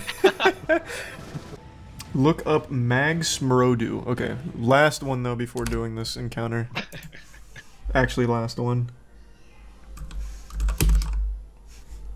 Alright, everybody's ready except for Charles, I think, because he's looking up a video. Oh, the Filth Wizard! Yes, wait, that's it. It's in a different language. That's why we couldn't find it. I got everything right except for his cloak. It's not a gray cloak. Put it in the raid group so everybody can join in. Yeah. Hold on, let me drop that in there. You're gonna have one message in this Discord and it's that. Yeah, it's just Filth Wizard. Here, let me make sure it's not Toss and I'll pull it up on stream. I don't think it is. In fact, it's actually not even a wizard at all. Yeah, that's just a man with a stick. But they called him... This was so misleading. Come on. If you go into the comments, I promise you they're calling him Filth Wizard. They're all talking in German. Holy shit, that wall of noise. Whoever this is. He actually only has a stick. Why did you... Wait, he's just drinking the mud? Yeah. So he's not playing with the mud, he's drinking it. That's why I got confused. Wires got crossed. But yeah, this is... They called him... Somebody find this. I don't know, they called him the Filth Wizard, though. I swear to God, they called him the Filth Wizard. Look at that good Samaritan coming up and saying, "Hey man, stop drinking that fucking water." Oh, when I translate Mag Smrodu, it translates to Stink Mage.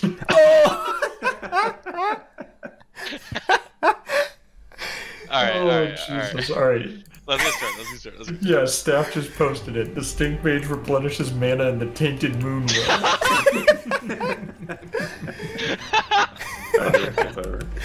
Let's get serious. The Stink Mage and his mana potion. The Tainted Moon well. I told you, that video is such a fucking banger. Neither of them. Oh, Steve from Blue's Clues is out. Judge Buzzard springs into action. And it's on. Like the judge is going after them on foot The himself. two escapees are in handcuffs and prison-issue sandals. Oh, he ate shit. He's like the Terminator As out does here. This bright orange clue here. He's just slow riding They it. made it to the 3rd floor. Uh-oh. Here he comes. Man, this guy loves And now to the justice. 2nd, just 1 floor away from freedom. Oh God! Buzzard is gaining some ground. Judge Buzzard! About to fucking eat him! Oh! The judge tackles the lagging defendant just outside the Damn exit it. to the building. Both have second-degree escape added to Yep, their there you go. charges. I didn't try to escape to get out. I tried to escape to get well, and I tried to do what I could, do what I could do to get my drug addiction. What? We're heading out to Jackson, Michigan. to the Okay. 4th Circuit I mean, I Court. guess that makes sense. He was just running from the courthouse to rehab. He didn't want to wait. This man, Jacob Larson. This incident's a violation of a restraining order against Jacob. All those messages were like, a lot of them were like last year. I mean, Man, you really can't afford like a usable camera here. This quality is abominable. It's like a fucking picture of Sasquatch. 4 months earlier. Yeah, I know, but it's like this, like, fatal attraction. Are there even people here? This is just like a video game glitch, like when you go out of bounds. Told you, you know what? I told you to leave her alone. And apparently that... Oh, please fight again. God damn it, I want to see it again. Today, you're going to jail for You and her are all... You know what? You got a bad attitude. You got a bad attitude last time you were in court. Okay? You and her are buddy-buddy. Y'all get along. He's probably fucking your girl. What do you think about that? County jail. You want to go for a year? Try it right now. Do it. One more He's bluffing. He doesn't have the power. over Facebook. You're going to jail for a year in the county. 365 days county jail. You can't do it. What do you mean? It's crazy how many people say you can't do that. He's the fucking judge. Like, what do you mean? This man can tell you you have to stand on a corner with your butthole flexed in front of a traffic light if you wanted to. Put your hands behind your back. Get to know you all too much. I'm good for That's all right. 93 days. It holds true. The quickest way to tell when someone's an insufferable asshole is when they call themselves a good person or a nice person. That's how you immediately know that you will never like that person, and they certainly are not good or nice. As he pulls out what appears to be... He's going in! No one seems to notice until... He's making a statement. Shockingly, he lights up. And this time it's noticed immediately. Hey! We the people deserve better. Oh, what a hero. My man. We the people deserve better. And on that day, weed was legalized. Taken away by the court officer, slapping Boston with a disorderly conduct charge, as well as another charge of possession. But he can sleep easy at night knowing that he was on the side of justice and brought change. The joint that changed everything. There's a lot of things that you can do, and your life doesn't have to be over. That is a useless law. That was such a fucking dumb idea. Like, what did he expect? My God, he's so brave. That's it, I'm changing the law right now. Apparently here's some snickering from Casal's family sitting in the gallery. What the fuck? You can go too. Whoever can sit here at a tragic moment like this and laugh and smile. No, throw her in jail. Fuck that. If I was a judge and heard that, she'd be going right to jail. Fuck her. You cannot come down What to a the piece Frank of Murphy shit. Hall of Justice. Ma'am, you are being taken into custody for criminal contempt. Your disruptive and disrespectful behavior disrupted today's proceedings, and you, ma'am, are going to the Wayne County Jail for 93 days for direct contempt. Now that's what I'm fucking talking about. Well, it's been a while since I've had a full-blown justice boner, and that just triggered it. I wish it was more than 93 days, though. Donna seems to have learned a serious lesson from just one night behind bars. Don't you fucking dare let her out. Miss Costa, is there something you'd like to say? Yes, I deeply apologize. In fact, laugh at her. Laugh at her. Laugh in her face. A hearty belly laugh. Ho ho ho. Ha ha ha. Judge reprimands father of 40 children. Holy shit. 40? Next, we're in Miami, Florida, where Judge Nushin Saifi's about to Thanks, Brian recognize a Christ. familiar name on her bond hearing docket. Johnny Ray Smith Jr. Oh my God. These two have a storied history, and you're gonna hear all about it. In that same case, Smith revealed to the court that he had fathered more than 30 children. God damn. Remember, she was pregnant and she had another kid, so I'm at 40 now. Holy shit. All of a sudden, two people in the chat are like, wait a minute, it's my dad. No, listen, I never went back to the house. I never called. You didn't listen to anything I said. No, I did. I left. She seems a little interested. She's playful with you. You might be looking at another 10 children coming up soon. Smith's charges today, as well as the allegations before the court at this point in Just time. make it clear that my history with him is as a judge. Mr. Smith. You're not staying there, correct? So what is he here for? Just to like brag about how many kids he has? Mr. Smith, just Ditched her answer with yes 2 or no. kids. Condoms, use them. Okay. That's fucking nuts. fan of court cam. 40 kids. Holy shit. Man caught with drugs in the courtroom, huh? filled with some kind of powder. He's not entirely sure what it is. So he has it tested. He snorts it. It turns out to be cocaine. Jackpot. So the court... Are these the potential suspects? And this man steps up to the gate. Watch closely as he moves his hat. One more time. Why would he bring cocaine here? And put it in his hat, of all places, the worst place to put it. Arrest. Thanks for being a fan of Court Cam. What a fucking horrible idea. That's like the one place and one hiding spot you would never want to use. Man gets 100 days for sassing the judge. Good. Let's see the sass. So I'm gonna raise the bond. I hope he earned it. I actually have a car that I'm trying to sell on Craigslist. Stop talking. I'm gonna give you a public defender. Michael Ray. Hey, he was just trying to sell his car. Next up is Michael Ray. He committed a crime just to plug his car. 4 charges. The county's requesting $25,000 full cash. Hey, thanks for the 5 gift subs. Everyone loves Ray. Thank you, Ray. You think that's funny? I think that's hilarious. Sarcasm won't get him a reduction, and the judge lets him know it. He's lucky I didn't hold him in contempt. Ray just had his bond doubled. Nice, let's triple it. But as he re-enters the hallway, And then he can negotiate it down. Bring him in. This guy's watched way too many anime moments here. He thinks he's like really badass. Ray's language isn't the only thing to upset the judge. According to court officials, the defendant also gave her the middle finger. When, sure enough, Ray comes back for more. Here he comes. Sir, I'm holding you in contempt for what you did. What you holding me in? And so... You shut up, man. All right, you can take it back.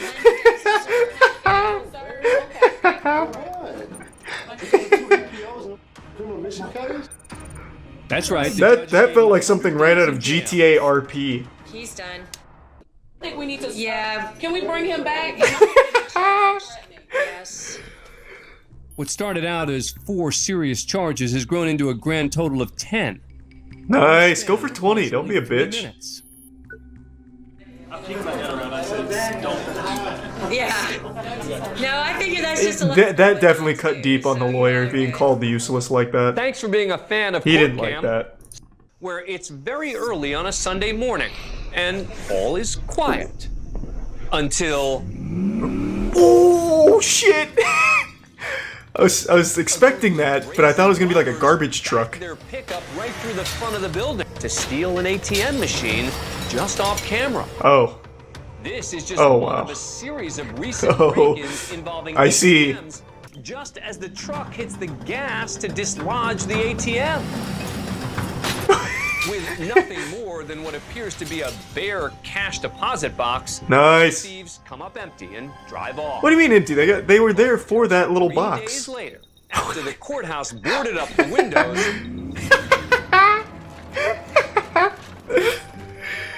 This is some fucking straight up Tom and Jerry shit. Finish the job.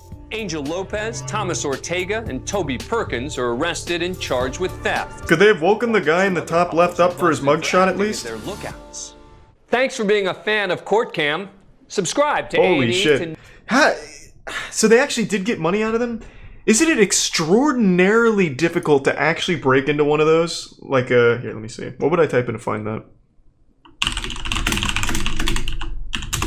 Maybe this would work?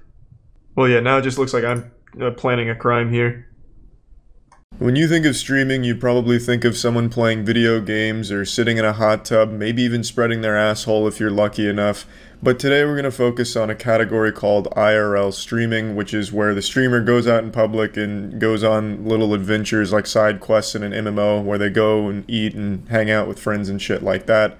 Nothing wrong with IRL streaming, I want to get that clear. But there was a category of streamers, and still is, that their entire streams in the IRL category were just about harassing people in public with text-to-speech donations blasting to make everyone uncomfortable and just be this giant public shit stain. Just awful garbage, really. And today we're going to be talking about a guy who's more than a shit stain. He's the entire used and abused toilet at a fucking Comic-Con convention. His name is Sanchez, and he was an IRL streamer who would just go around insulting people to their face in New York and following them around, constantly just insulting them. He had donations on with text-to-speech, which would just blast slurs at people, so people would donate just to say slurs and shit like that. He's a young man who was so desperate for internet attention, he wanted to suckle on the juicy titties of internet clout. He looks like he still has his baby teeth in his mouth, and he wanted to chomp those teeth right onto that tender nipple of internet fame and take a big swig of her milk. And he would do anything for it. So his whole persona was about being an incel asshole. That's not me calling him an incel. That was his brand of content where he'd go in public, mainly insulting women. He targeted women mostly in his streams. A real brave guy. I'll show you a quick clip of that. I feel like I need to include this in every video now I make about shit like this since common sense is dead. Don't go harass this guy or the people that watched this guy. You're not some hero by harassing them. You're just being an asshole as well. So don't do it. How you like that, Stacy? You like that? You like that? How about you put a gun in your mouth and pull the trigger? You like that, Stacy? You stupid bitch. You stupid fucking bitch. You deny me? You like that? You like that? Give me something to lose. I have nothing to lose. I have nothing to lose. I have nothing to lose. Hey cute boy, do you like old fat lesbian pussy? Go get SSRIs. Go take your psych meds. Go take your birth control. Come on, take your birth control. Take it. Enlighten me on why I should even look forward to impregnating a woman. What do I have to look forward to? What do I have to look forward to? No, I want to speak honestly now. What do I have to look forward to? Seriously. What do I have to look forward to? Birth control. I know what you have to look forward to, Sanchez. 5 years in jail, potentially. I'm not going to show the whole Department of Justice right up here, but he was recently arrested, facing potentially 5 years in prison for bomb threats. He's done multiple bomb threats on stream. He's only been busted for one, but he's done a couple on stream, so we got ourselves a real fucking daredevil here. This guy's a real epic prankster. He's straight up Gangnam styling on the law out here. The majority of his streams were what you just saw, where it's him having this like hate boner for women that he jerks off his little micro dick about in public and just yells at them and blames them for all of the problems that he has. Watching one of his streams is sadder than watching an ASPCA commercial. When I first saw his channel a couple months ago, I thought it was like a 13-year-old boy going through a phase, and it turns out I was right. It is a 13-year-old boy going through a phase, but he's trapped in the body of a 19-year-old douchebag. He's basically if Xbox Live was a person. I'm gonna go ahead and show you the first bomb threat that he made, and then I'll show you the one after that. Let's enhance their meal. Enhance the meal. No, behind. You would still be doing this. Allahu Akbar. Allahu Akbar. Bomb detonation in two minutes. I take you with me and I kill all you. I kill all you right now, and I kill all you for Allah. Fuck that shit. I'm gonna do it. I'm gonna fucking do it for Allah. I'm going to do it for Allah. Allahu Akbar. Come on, I do it. Bomb now. Yo, all of them scattered.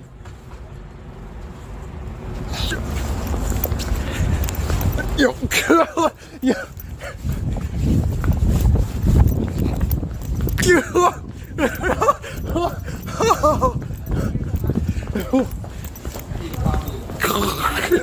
Holy shit! Holy shit! Good one. You fucking got him. Those idiots didn't have any idea that you're not an actual terrorist. You're just a fucking loser. Even when you're not making bomb threats, though, I still imagine this is how most people act when they see you. They just fucking leave in disgust. You're like if a septic tank found a video camera and hit go live. It's like the world is Whoville and you're the Grinch. Everyone's just trying to forget about you and avoid you as much as possible. Now, of course, the standard defense is, this is all out of context. He's actually a really good person. You just pick the worst moments. I mean, context doesn't help a fucking fake bomb threat or just harassing women in public or whatever, but I mean, that's fine. I have actually watched 3 full streams, start to finish. Not to flex too hard, but I only puked a couple of times. This shit was painful. Watching snuff films would have been less uncomfortable than watching his dog shit. Watching someone light my car on fire in front of me would have been less painful than watching his streams. This shit was brutal, but I did it just to make sure that there was no doubt that this guy was truly an abhorrent douchebag. He hasn't even accidentally been entertaining for even a split second. You'd think over the course of like 3 streams, 8-9 hours streams in total, that he did like fart at some point, which would at least be somewhat entertaining to someone, but not even that.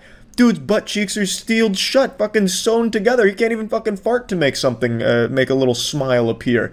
The streams are entirely based around him spending extremely long following people, hurling insults at them, with them not even reciprocating, they just ignore him. It's like this guy's invisible. It's like your worst nightmare, where you are in a dream, and you're trying your best to like shout to someone, but they just keep walking, they can't hear you. This is that guy's whole existence.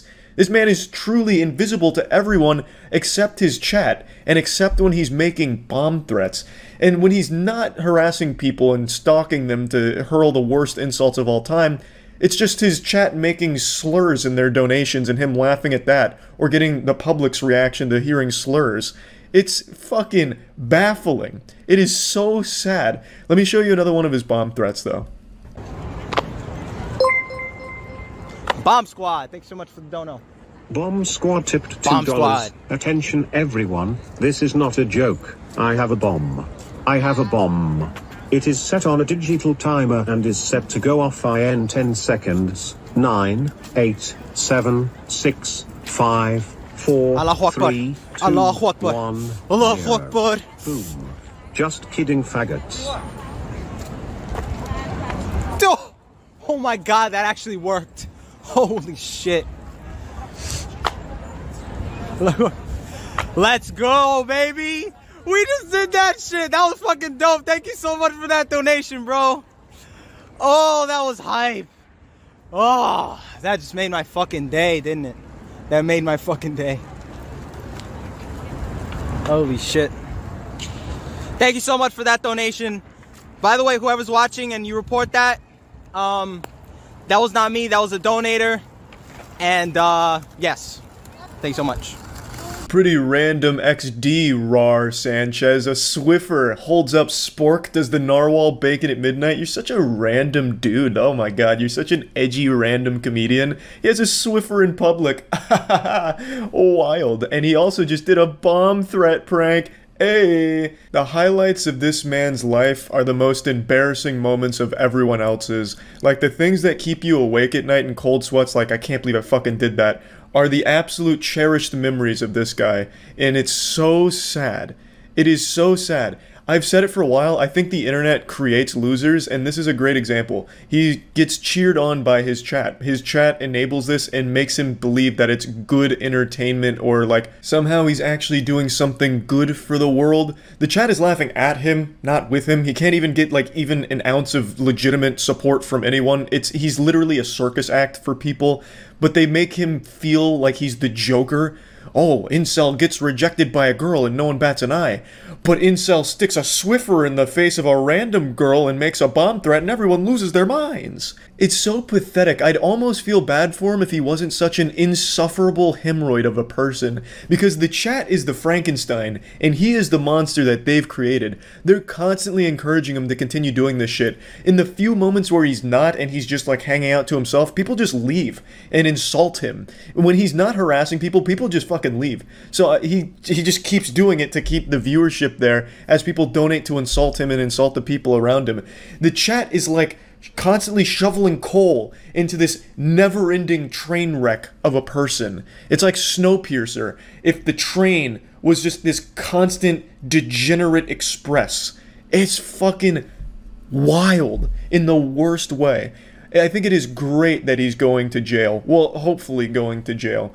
Because I think that'll be the best thing for him. Just like a full reset. This wouldn't be the first time a streamer goes to jail for bomb threats. There's of course the extremely famous one from another streamer where this guy was actually facing up to 10 years in prison for this. C4 has been successfully activated. Bomb detonation countdown successfully started.